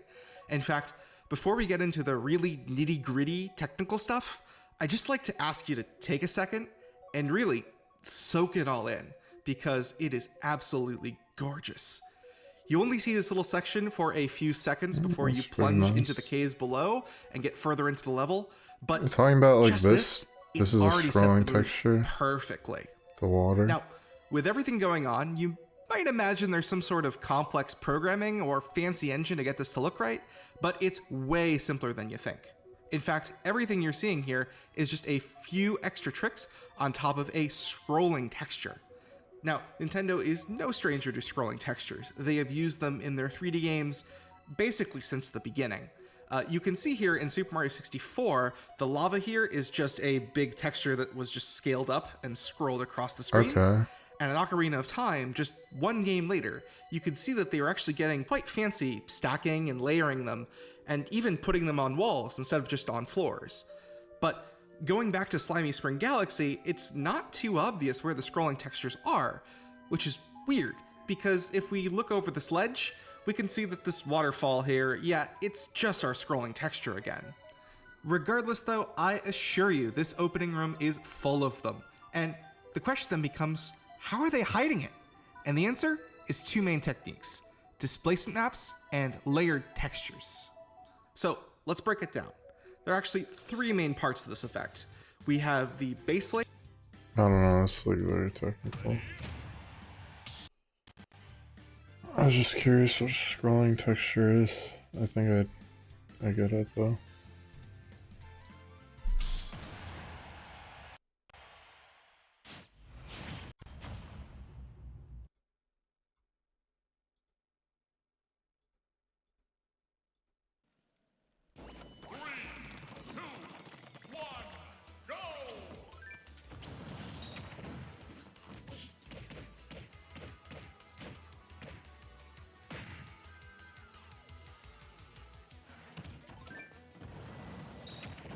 I wonder why they put like an extra dot percent in this game.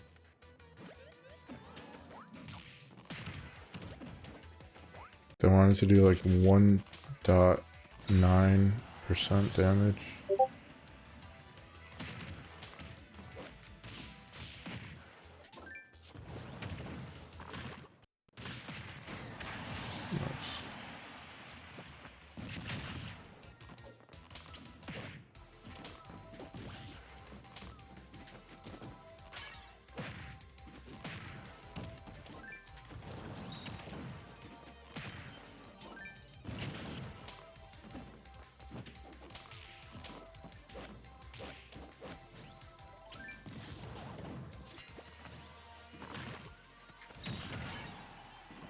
It sucks because like I tried to fake with my dash attack and my dash attack also gets deflected.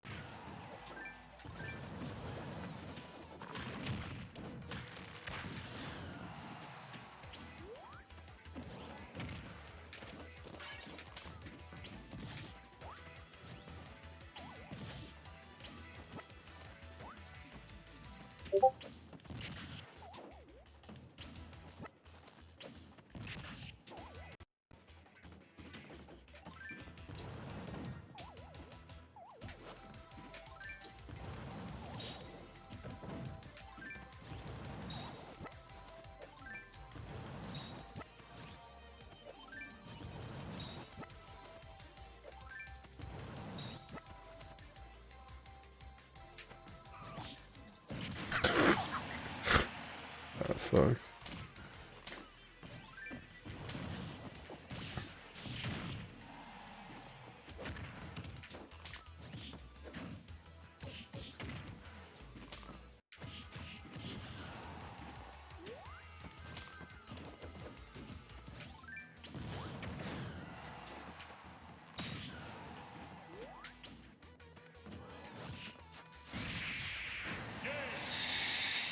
Oh god, Assassin's Creed is beating me.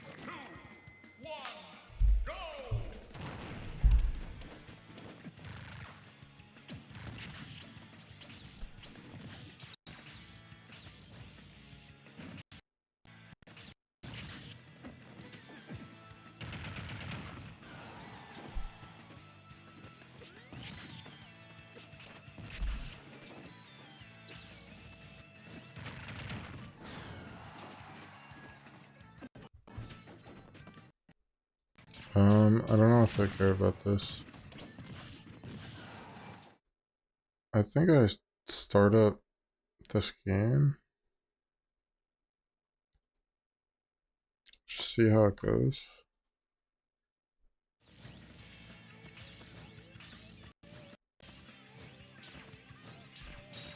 My mic's still working? Yeah, I think so.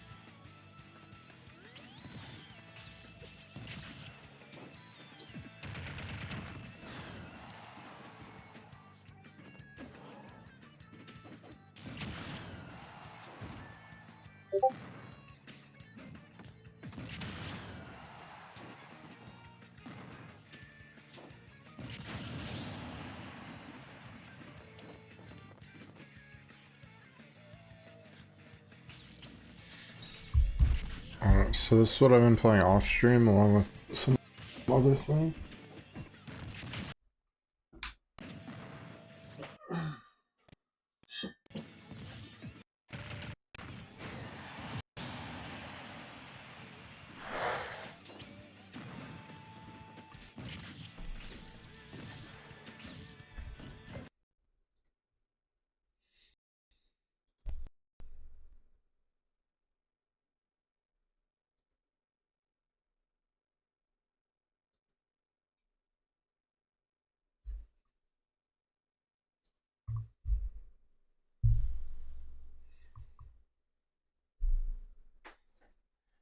Do I need headphones? Probably.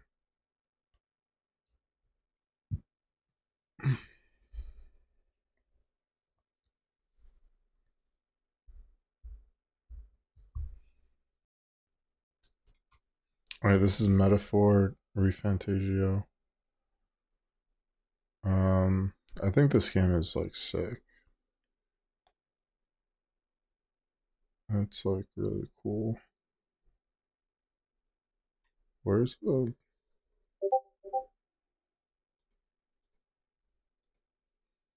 It's like Persona 6.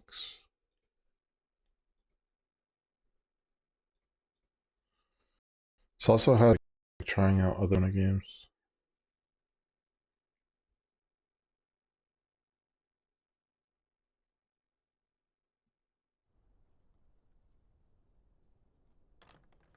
I trust this will suffice. I don't know if I should play like the starting trailer. Oh, away with you! Back to your cesspit, beggar!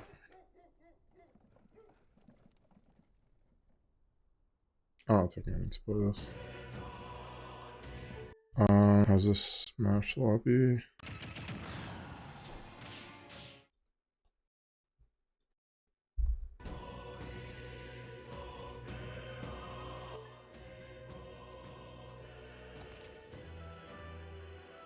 $54 hours.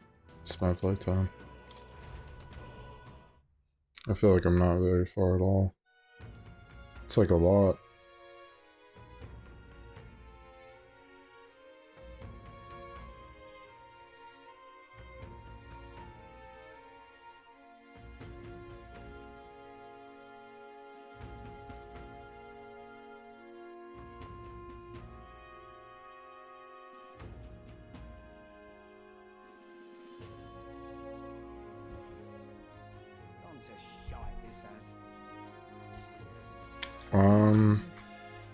So last time I was playing this,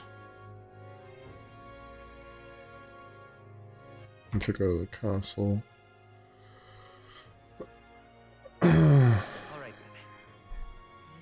I just found this, this like place I'm at now. I just found this like new city. Where to? I spent like most of the game in this like big city, like main city. And now this is like the first time I've like left that city into like this new town. I've never seen. Oh, I just fast traveled by accident.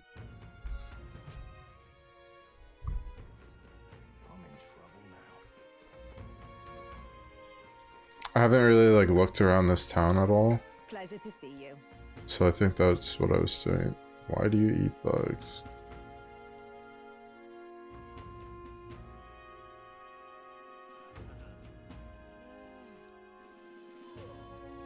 There was just like a cutscene where they were eating like bugs.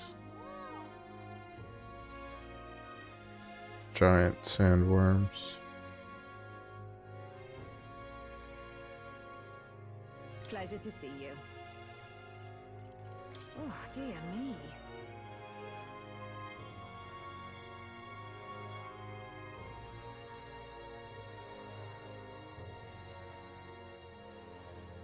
Pleasure to see you. Oh, dear me.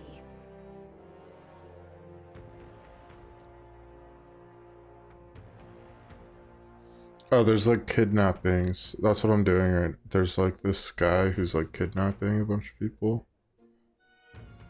And I'm supposed to like figure out about him and like, I think, like capture him. I think Bardin's his name.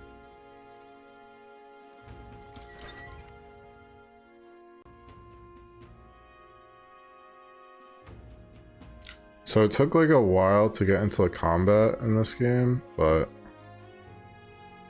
I think it's like pretty good.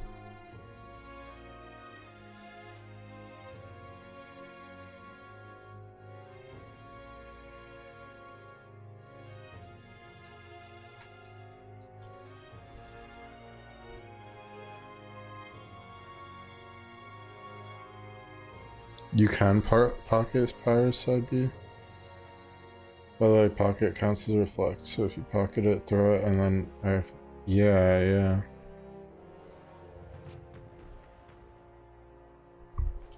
More people missing. Hello there.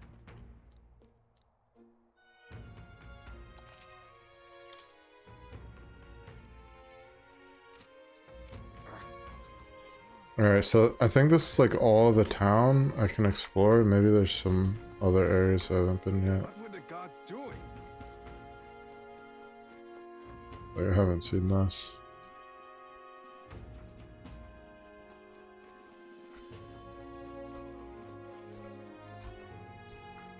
You there.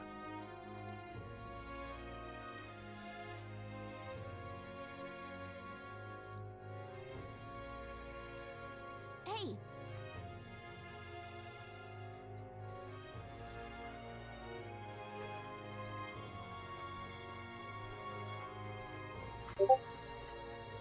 What were the guards doing?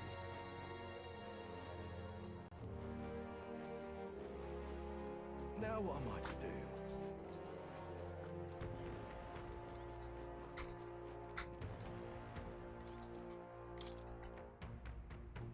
That sounds right. So, like... so far, I've stayed in like this one city. And you kind of like venture, you like go around it to like different... There's like different locations, like dungeons and stuff. But I've stayed like at this town like for the whole game so far. This is like my first time going to like a different town.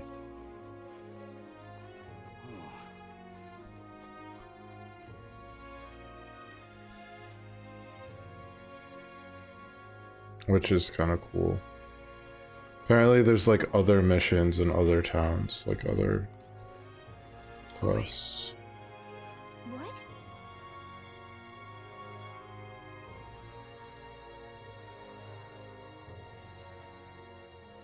All good.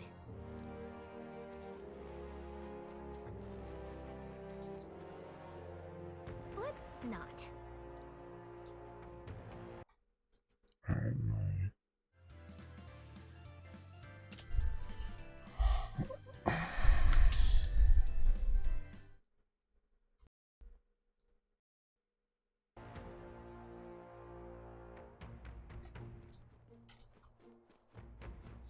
like sometimes there's just like so much story. Like right now, I don't think I've been in a fight in like a while. There's been like a lot of story.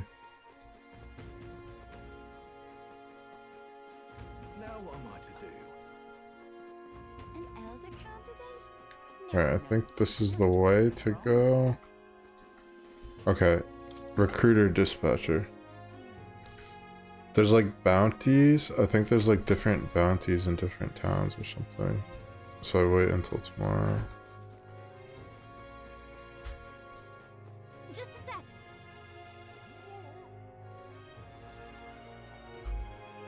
I'm out of ideas. More people missing. Alright, let me go up to the castle. An elder candidate? No. Must have got that wrong.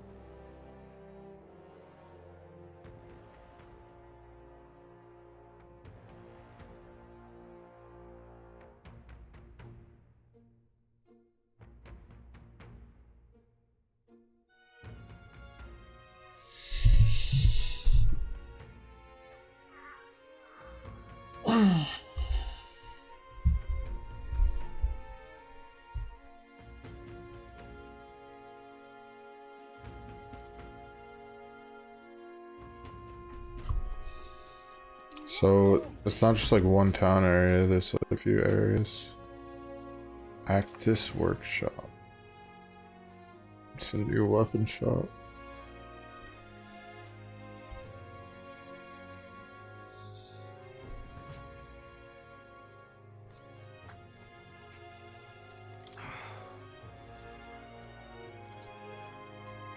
What'll it be?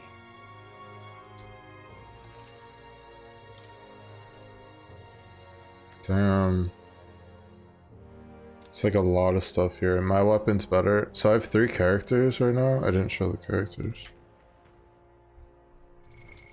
What now? That like these games have like the coolest menus. Just looks so cool. There's like archetypes. There's like classes. These are like classes. Like I'm a seeker on main, and you can like change your class at any time. So I could like turn into a healer, and I do that. Like it's good to like change. Like all 3 of my party members can like change their class at any time, and you spend Madge, called Madge. I have a lot of it right now to like buy classes and also upgrade classes. They're called archetypes. But like I could like go as a mage with this girl and then like go warrior with the other guy. But I'm like sticking to their main classes mainly. So I got this like main character. This doesn't show them. Main character guy.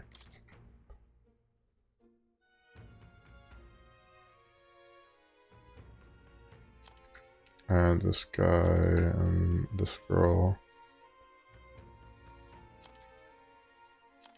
And also this little fairy girl.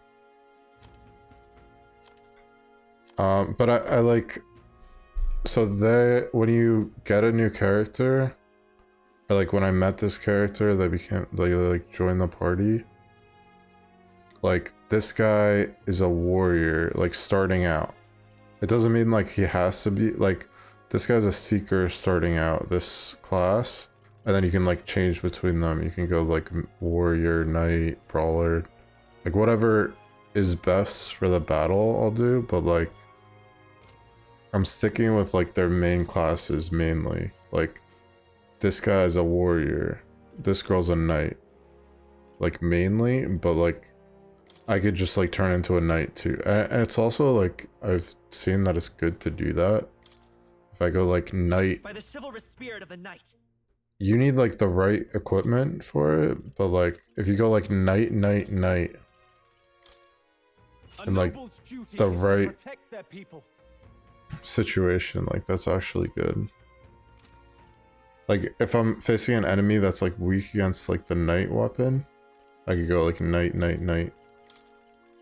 But let me just go with warrior. I also have like the best, like this is like the best type of weapon right now. Like 200 attack on this Seeker. Seeker's like a warrior kinda, except he gets like a healing spell. And also he gets like, he can use like wind magic and healing for one. It's cool. I think it's a pretty cool system. It's like you have like your class, and then on top of that you can like, for any class you can like inherit skills. Alright, so I have 2 inherit. I have like a healing spell and an ice spell.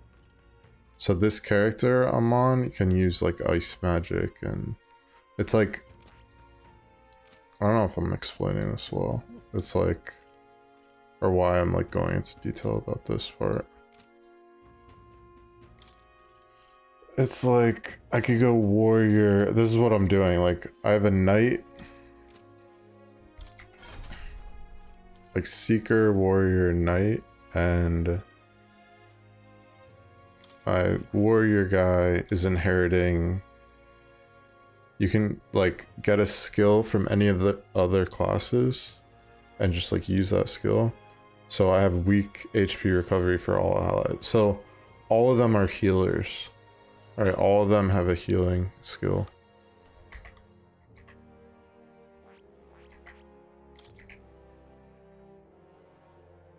Oh, I don't have healing. I should put on healing for this girl. I was like using that. I was using this like diagonal slash to kill a boss. So anyways.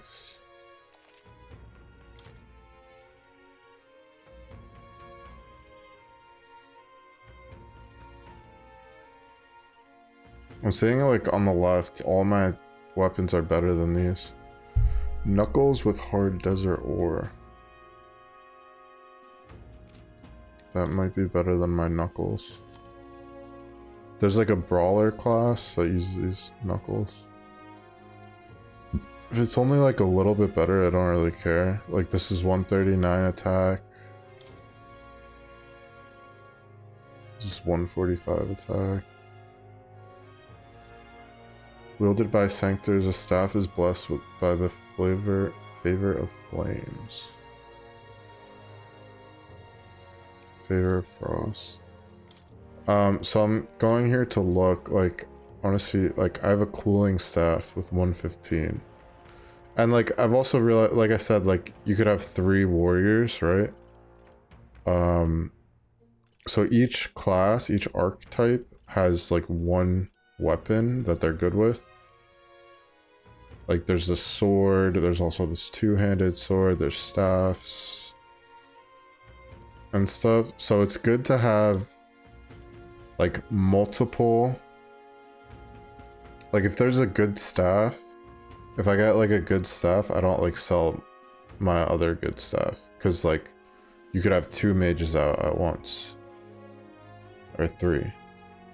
So if I buy this, I think I'm gonna buy this staff.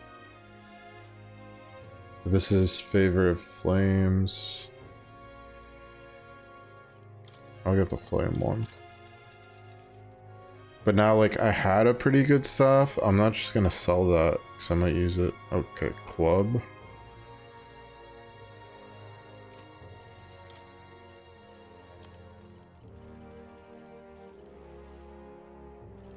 Serenity Scepter is what I'm using for.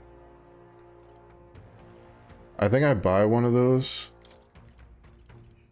Let me buy one of these because like sometimes I'll have, this is a healer weapon, sometimes I'll have 2 healer. Hunter crossbow.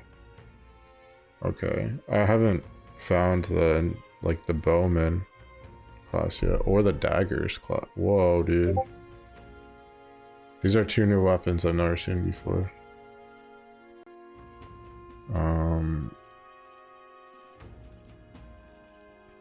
Both pierce attacks. Ebony Semaphore. I don't even know what that is. I have no idea. Is this like a pike? I don't know what this weapon is. A hand signal used. It's like a flag.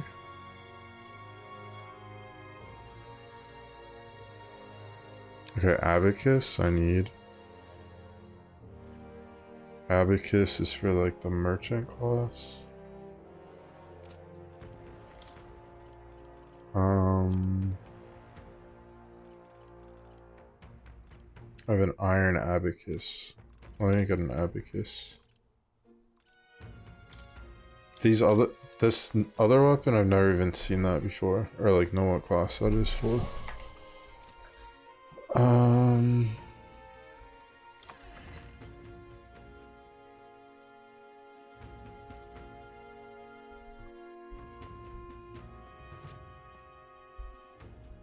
be.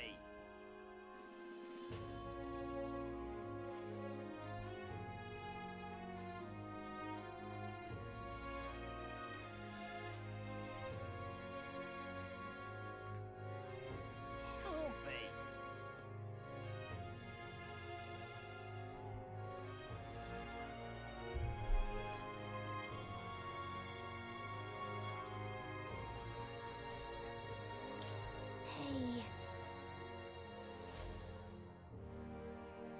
that at once. Ugh.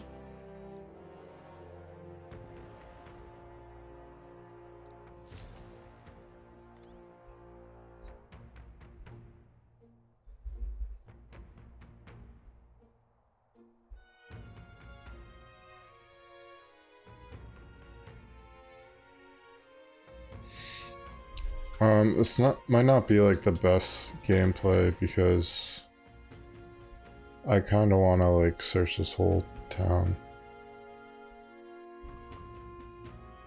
See what's going on in this whole town.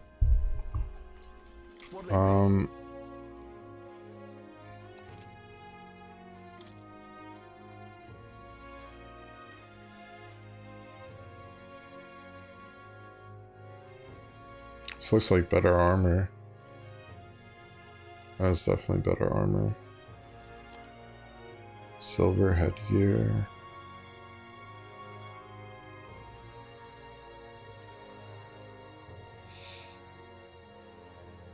Desert gloves. I wish I could see like what I'm comparing to, like what's the better. What's the previous one? Alright, these are pretty good. So this is good because I didn't really have anything I wanted to buy. Actually, can I buy? Yeah, I didn't have anything to save up for right now. I feel like I bought most of the things in the other town. Like this sword, I saved up for a while. The sword equals an EP.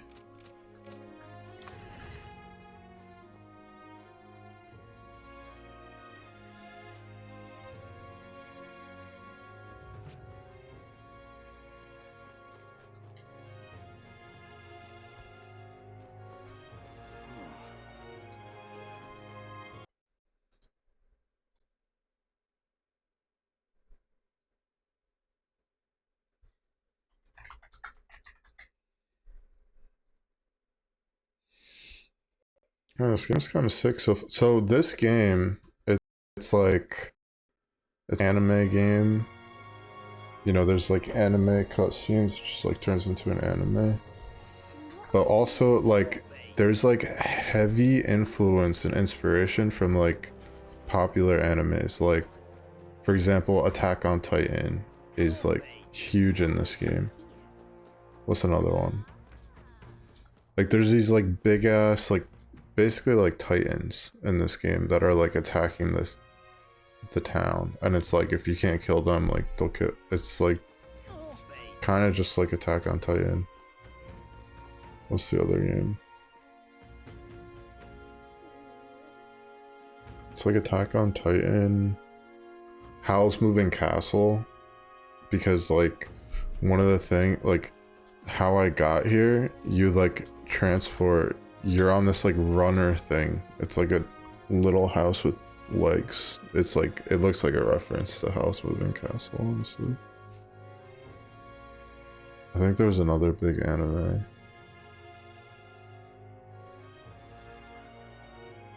I don't remember.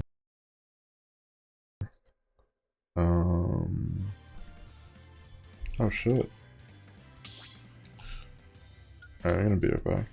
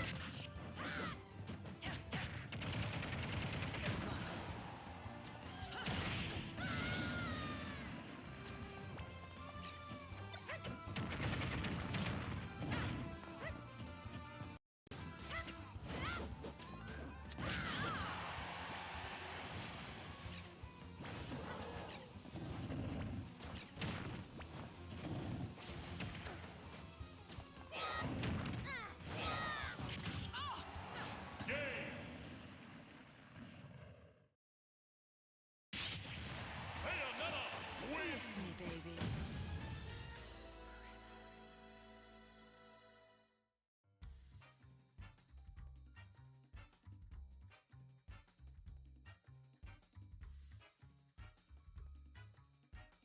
Alright, I'm here. Gonna go eat in a bit.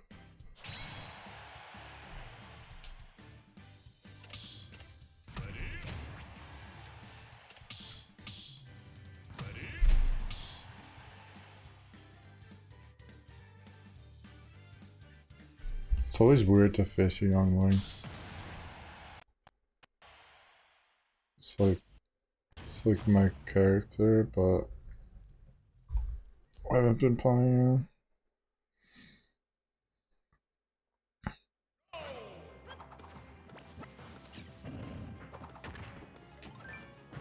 $20 damage.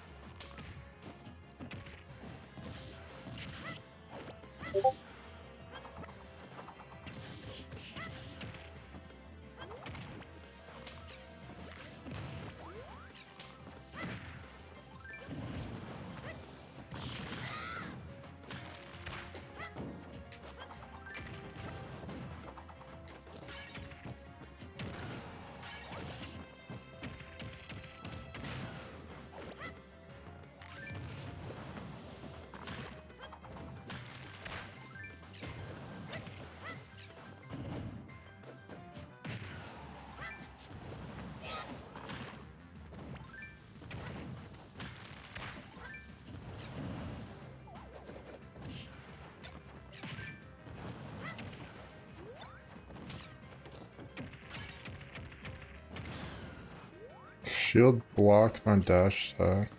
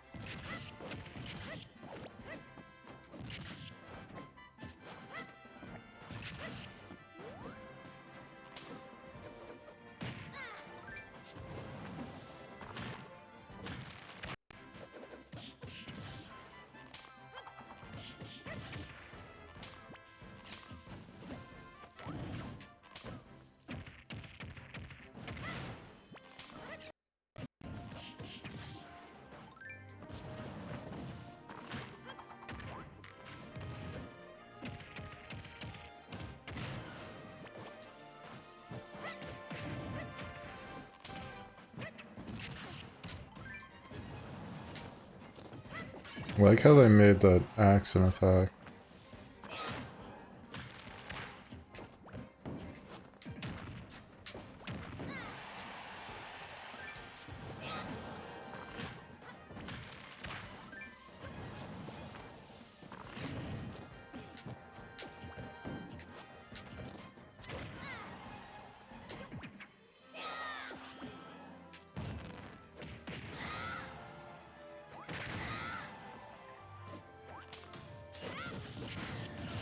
Damn.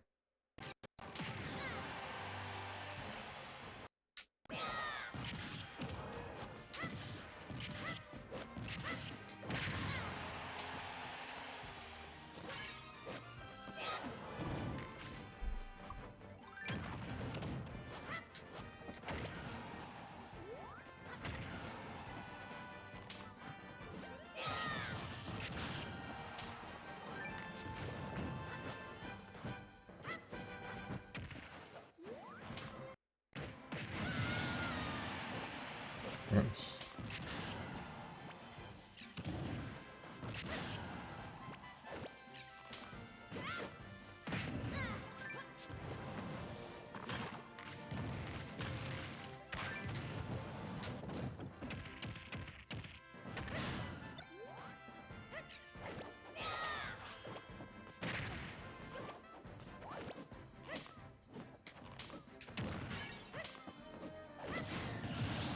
Damn.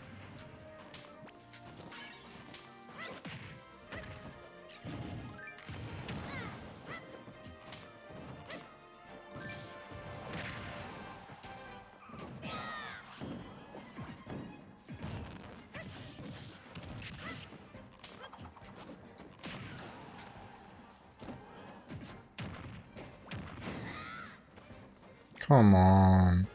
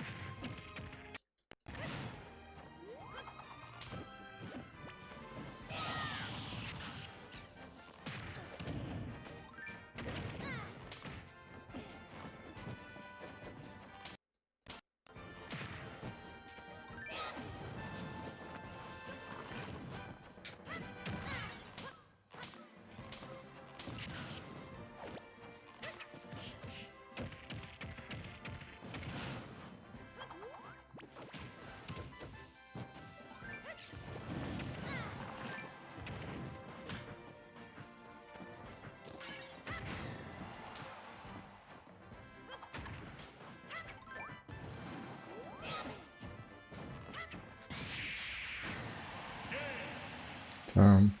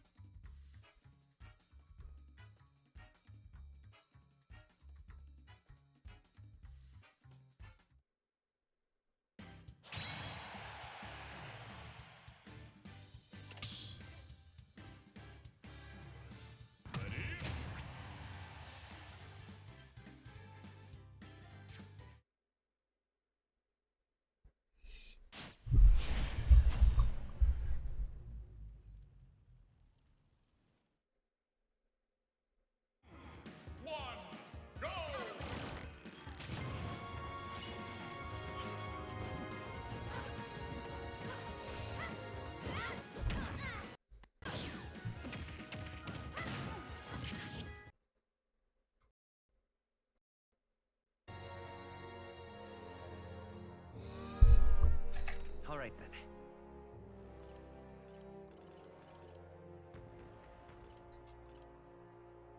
Where to? Alright.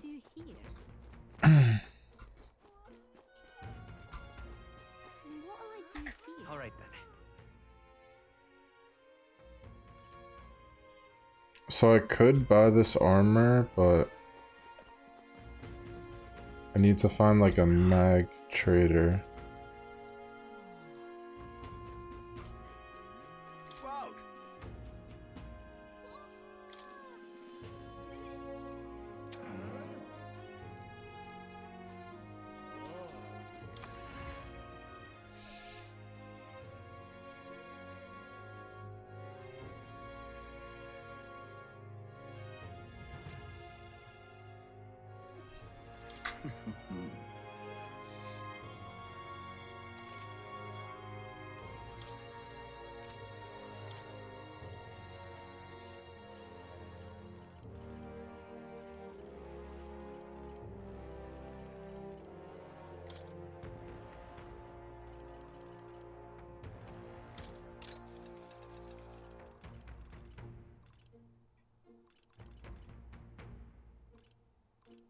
Alright, I have no medicine. I think I buy some revives.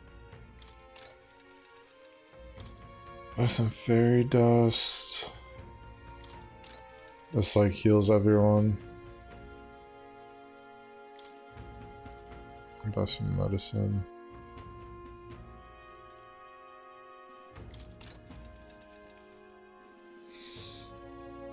Um.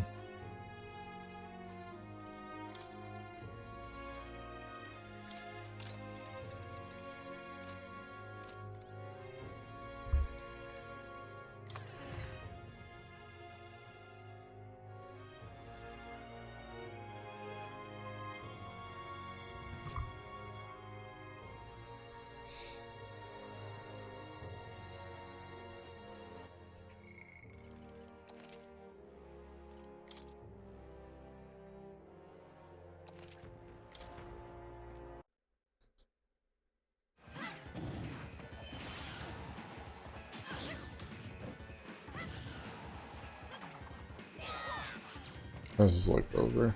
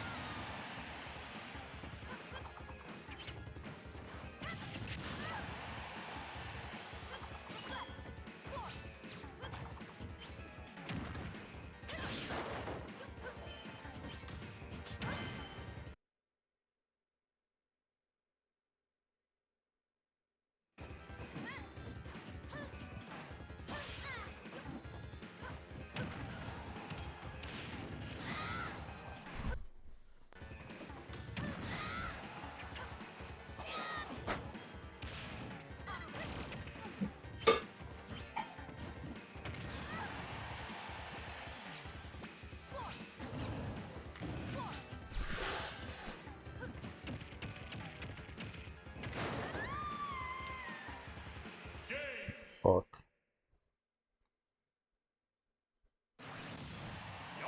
I just spilled all over myself.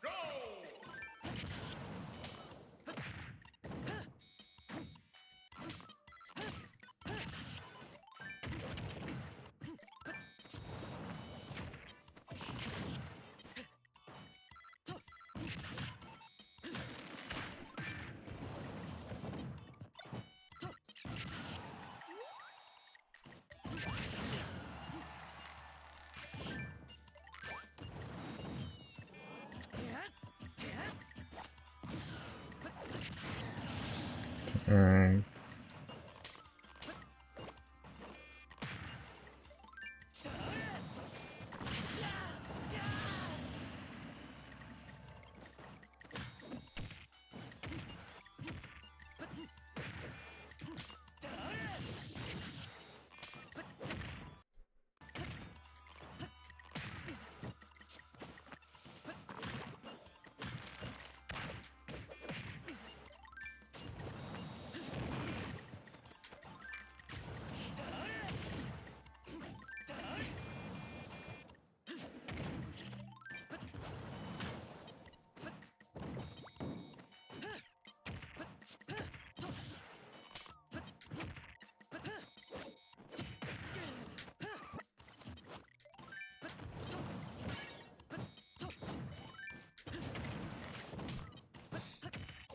Pocketed his bomb.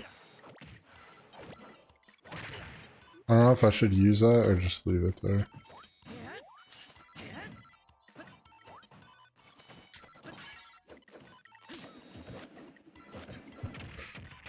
Just can't use bombs, I don't think.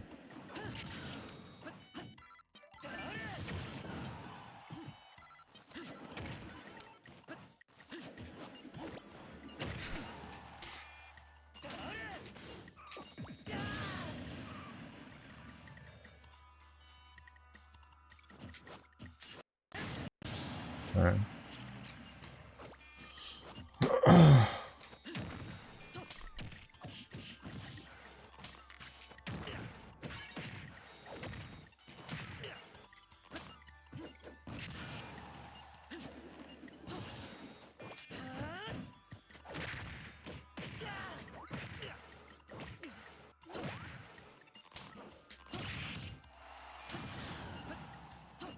Uh-oh.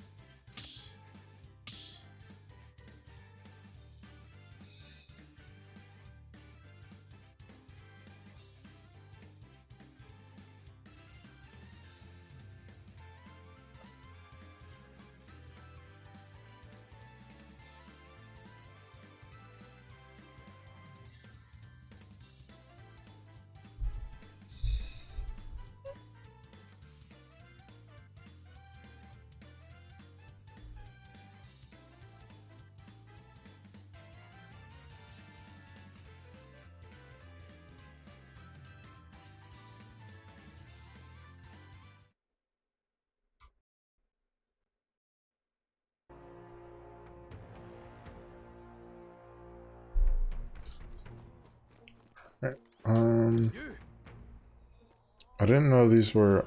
There's this King's Rock. I didn't know they were in different towns. This is like, who's gonna be king? I'm trying to become the king. And these are the people in the lead. Let's see.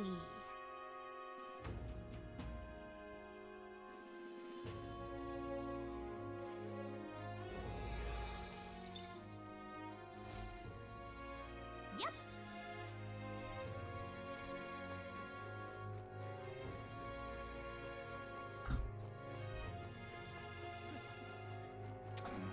Welcome. She says she's out of meat. There's like a lot of meat behind her.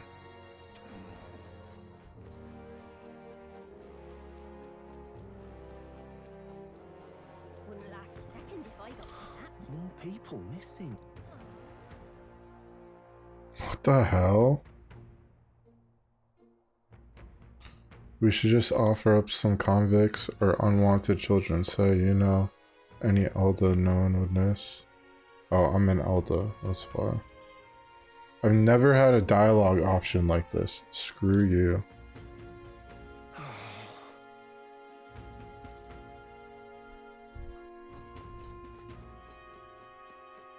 What'll I do here? Can't be.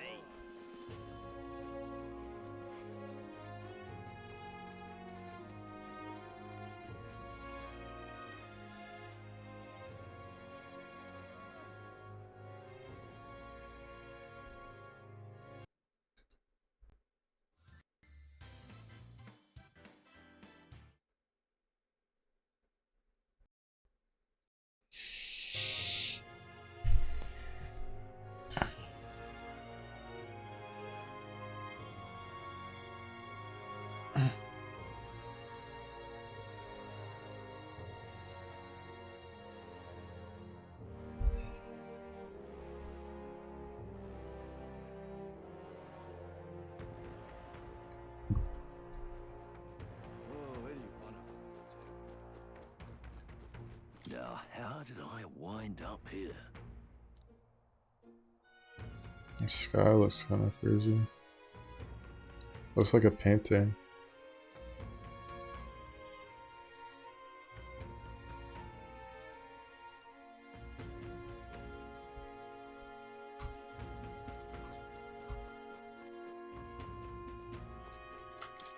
Well met. Tenterhooks.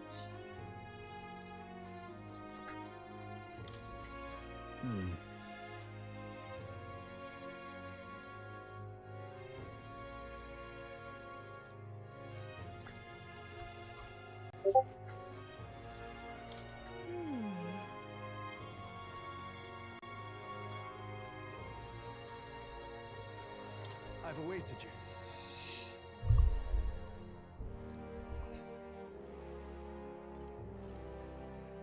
Aye, yes.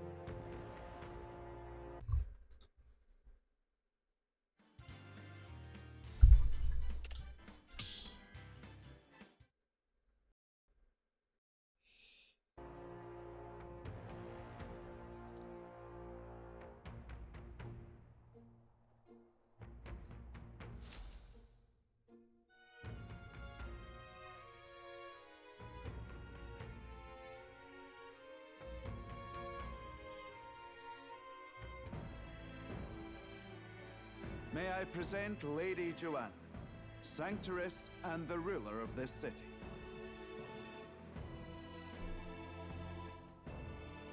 These are the ones who have undertaken the request to subjugate Teased. I am Joanna, presiding lady of this city. On its behalf, you have my gratitude for traveling all the way from the royal capital. Lady Joanna refused to use taxes to pay for this, so she sold her own heirlooms and possessions to secure the funds. It's clear you want only the best for your people, milady. So we'll give you our best in return.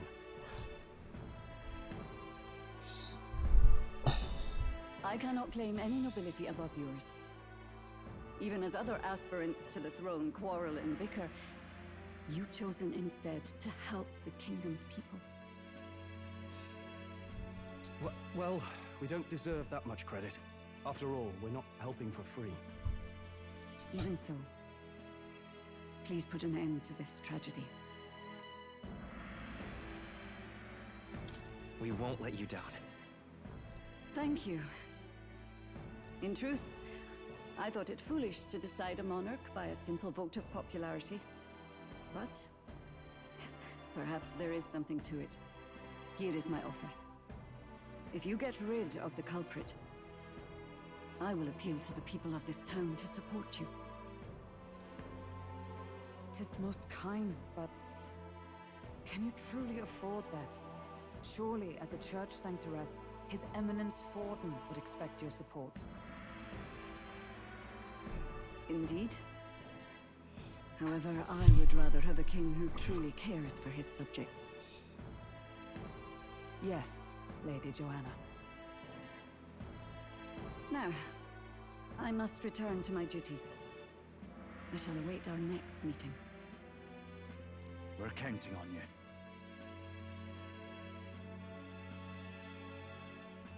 Twas a confident smile indeed, with a great deal of pain behind it.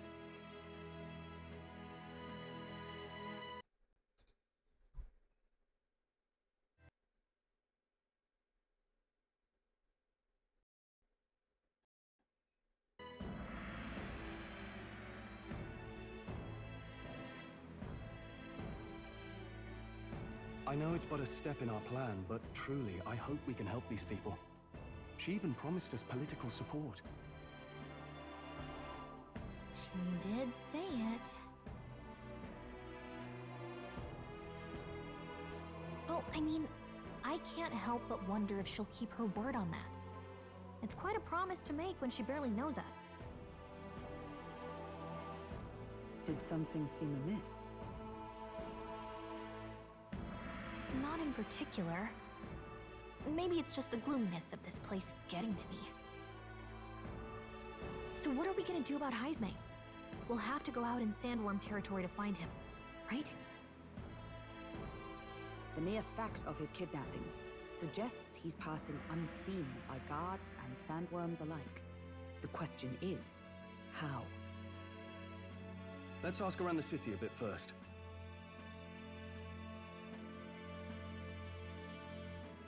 Though I can't say we'll find many willing to talk with the streets this deserted. Maybe we'll have better luck around the taverns and shops.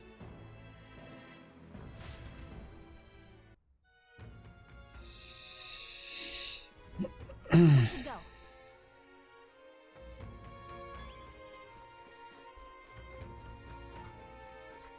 All right, so it's cool to me that there's even like this other town, because I thought the main town was just like the only town in the game. There's one. My thanks to you.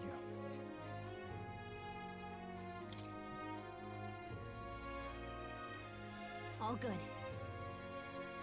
Oh, any one of them will do.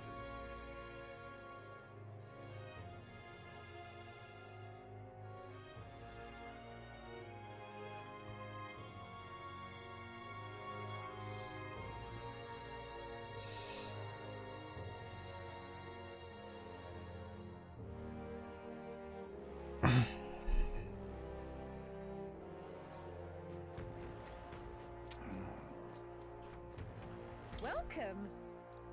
So, hey.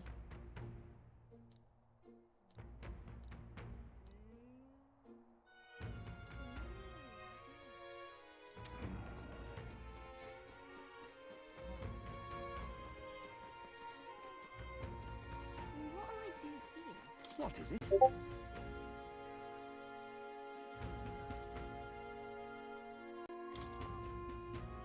Right.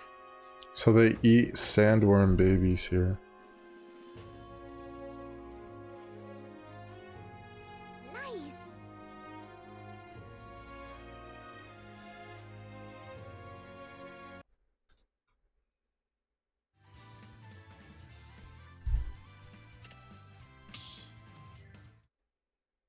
I'm like not paying attention. I should put this up just until I find it.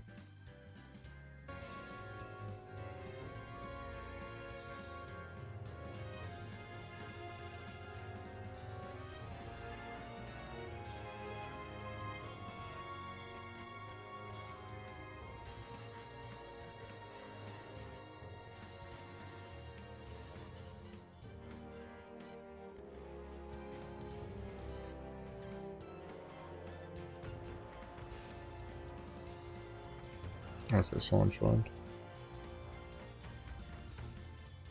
An elder candidate?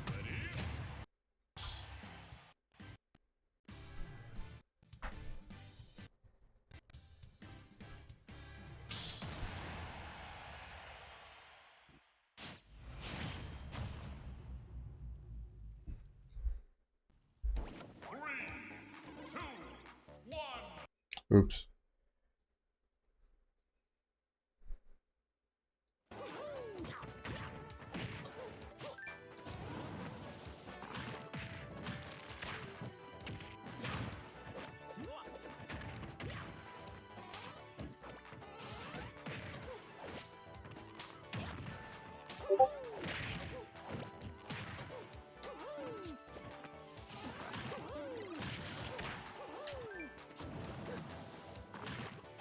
I don't think he actually got hit by the tree. He would be dead.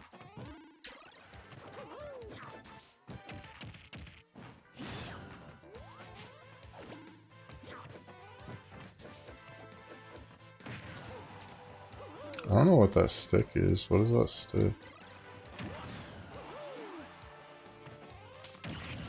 When do you have a branch in Animal Crossing?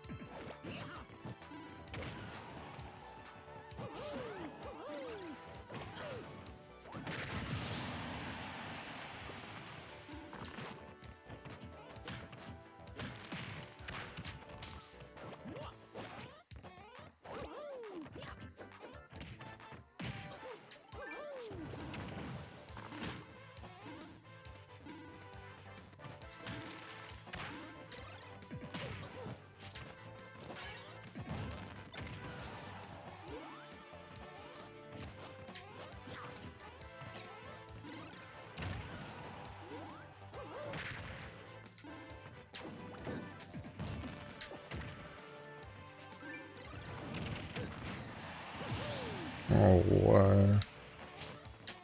That's cool.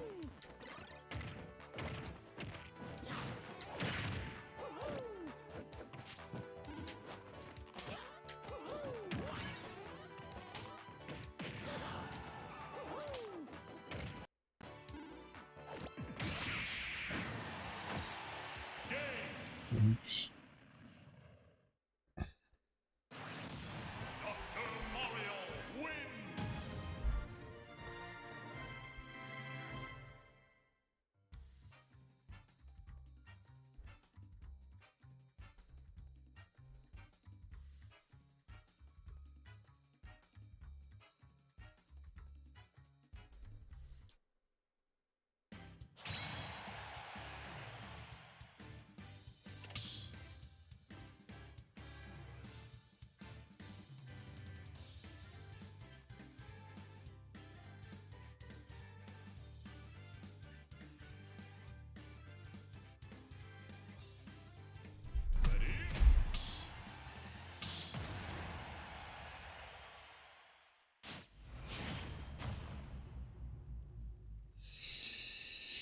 Mm.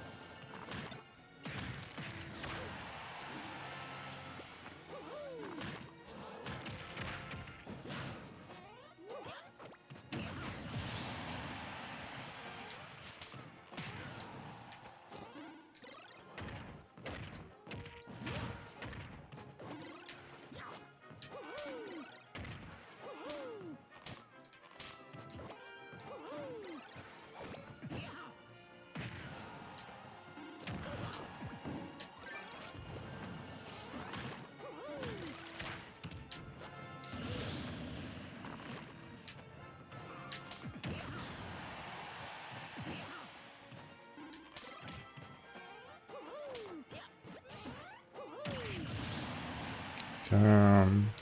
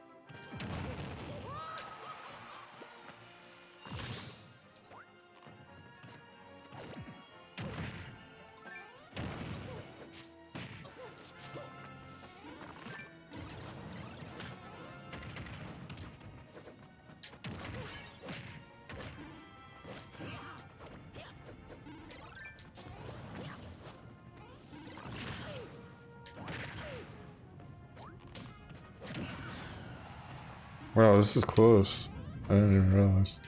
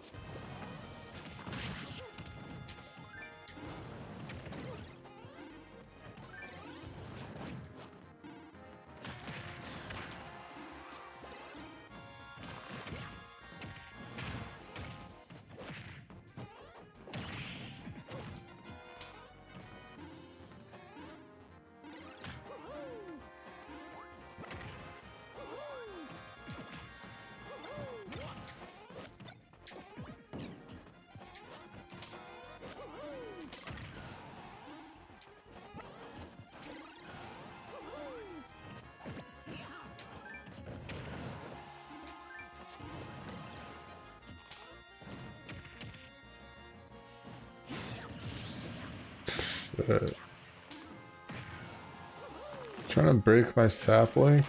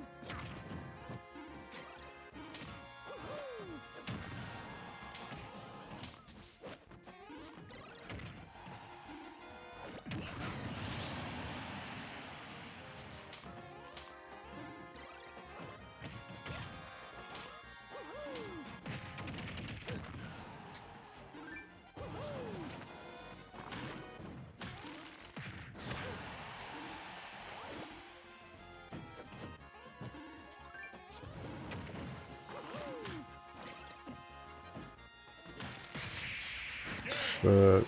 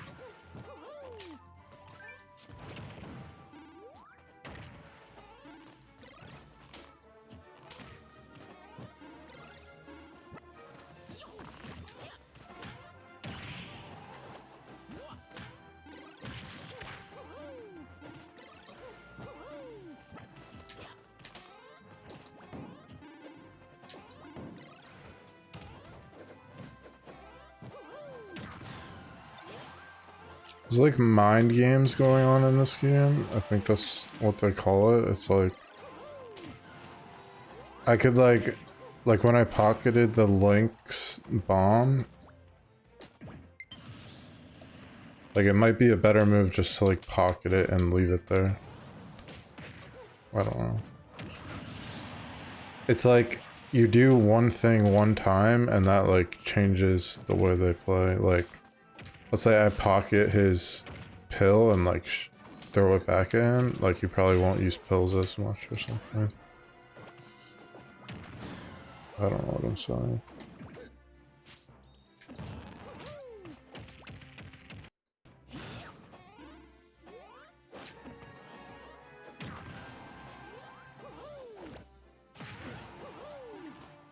I just noticed that like Saturn, there's like Saturn Galaxy in the back.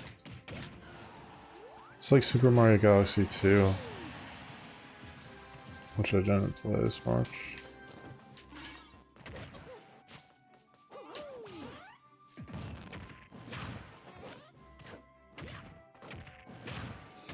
It's kind of a weird one, like Super Mario Galaxy 2. It's like people say it's like one of the best, but like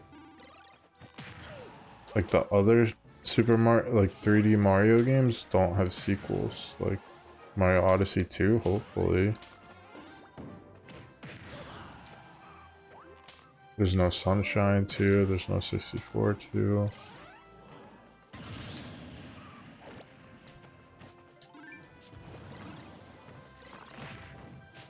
I guess the Wii was just like very successful. Oh yeah, so there's a new Switch. Like that has to be new Smash, right?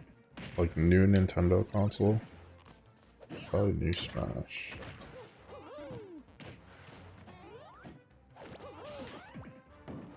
Probably new Smash. Like the new Smash reveal, that's gonna be like a big deal for me. Like new Mario Kart, that is sick. That is like cooler than like a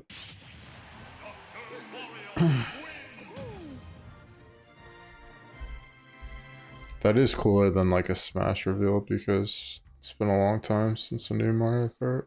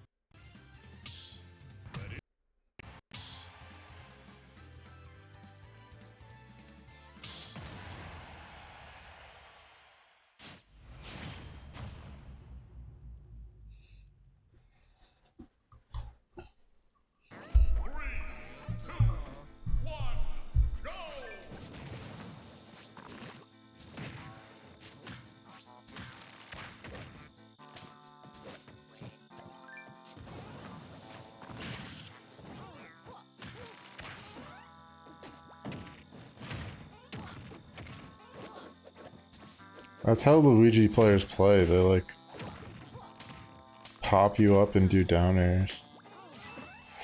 That would have been cool.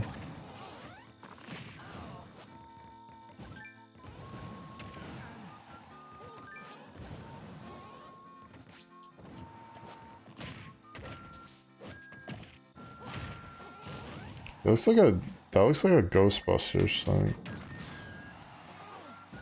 Luigi has, which makes sense.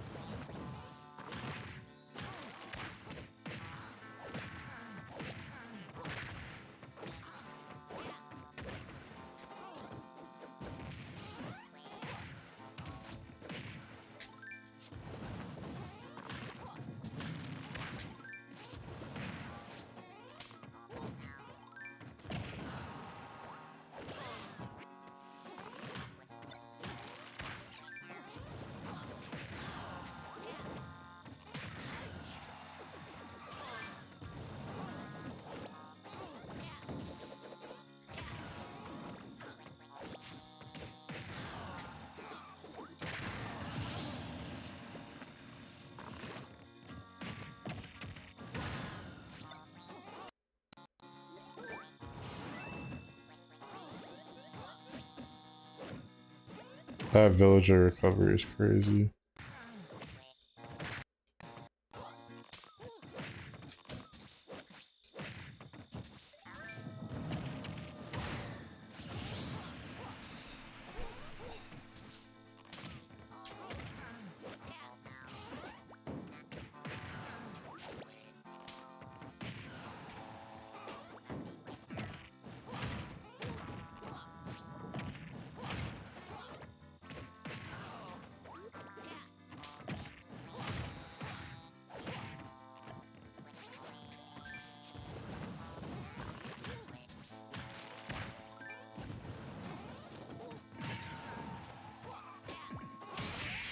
Ooh, bowling ball.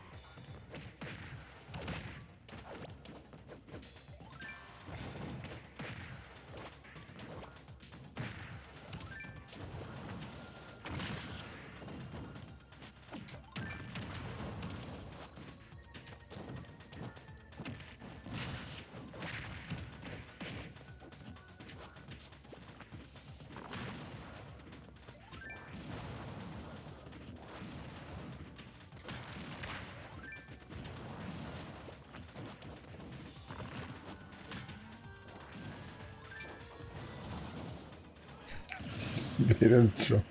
The tree made him jump off the map.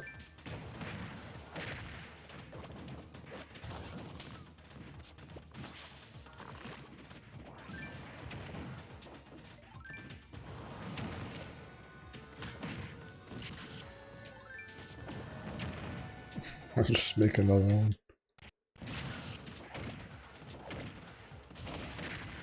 Then, not Cuphead. Cuphead beats. I don't know if that's Cuphead or the other one. Juice Man. I don't think that's his name. The blue one.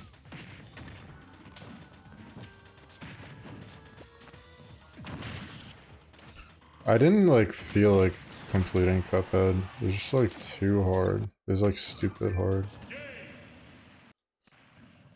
I thought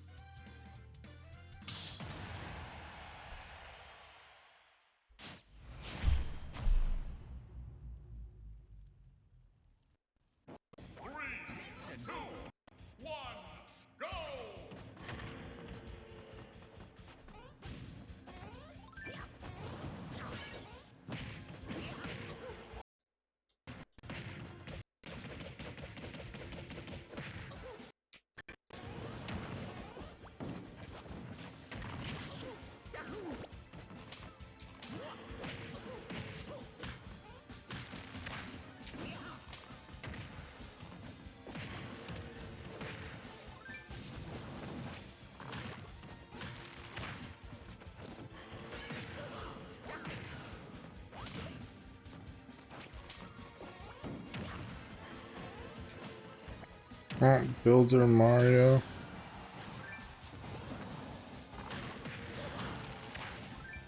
Why does he look funny like that? It's like Bob the Builder.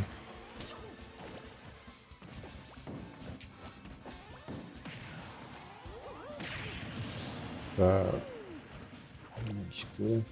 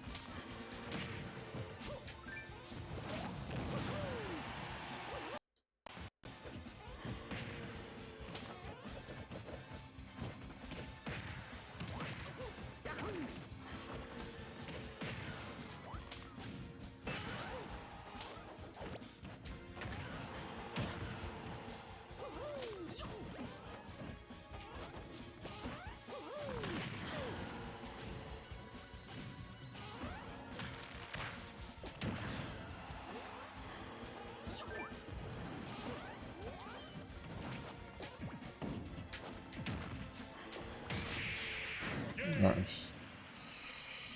Thought I was gonna lose.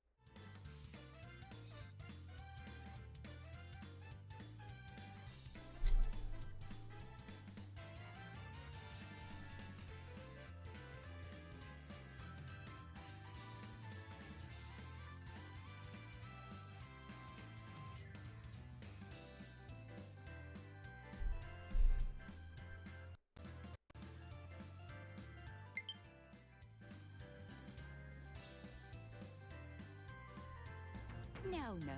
Must have got that wrong.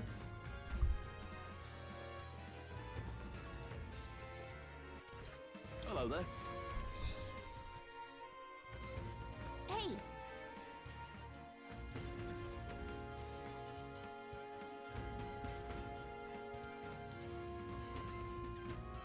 Okay!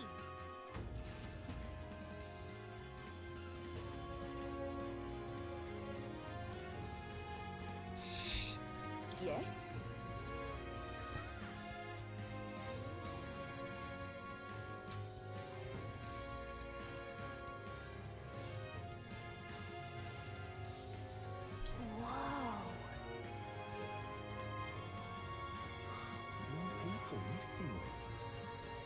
while to think on it.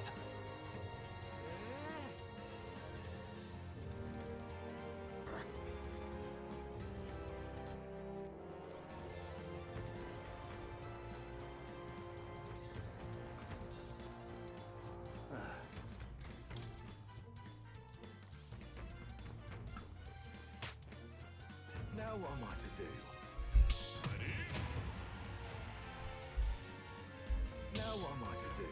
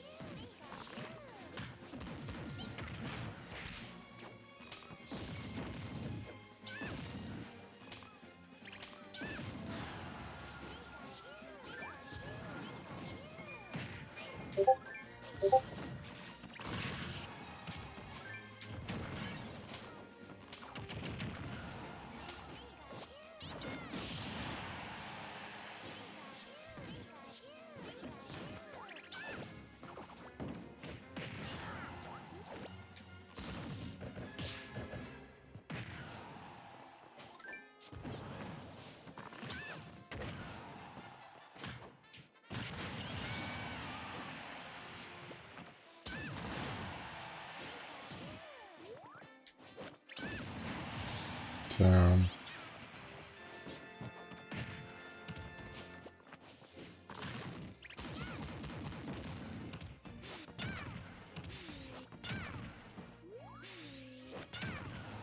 What the fuck?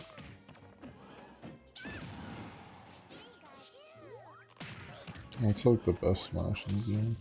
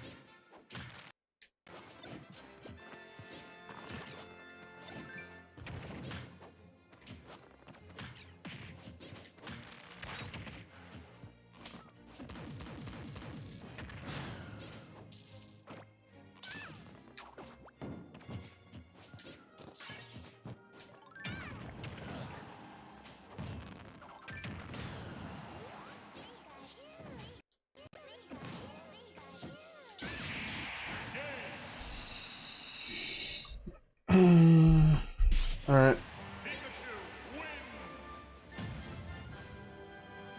I think I just end it there. Maybe stream in like 2 weeks. Something. Alright.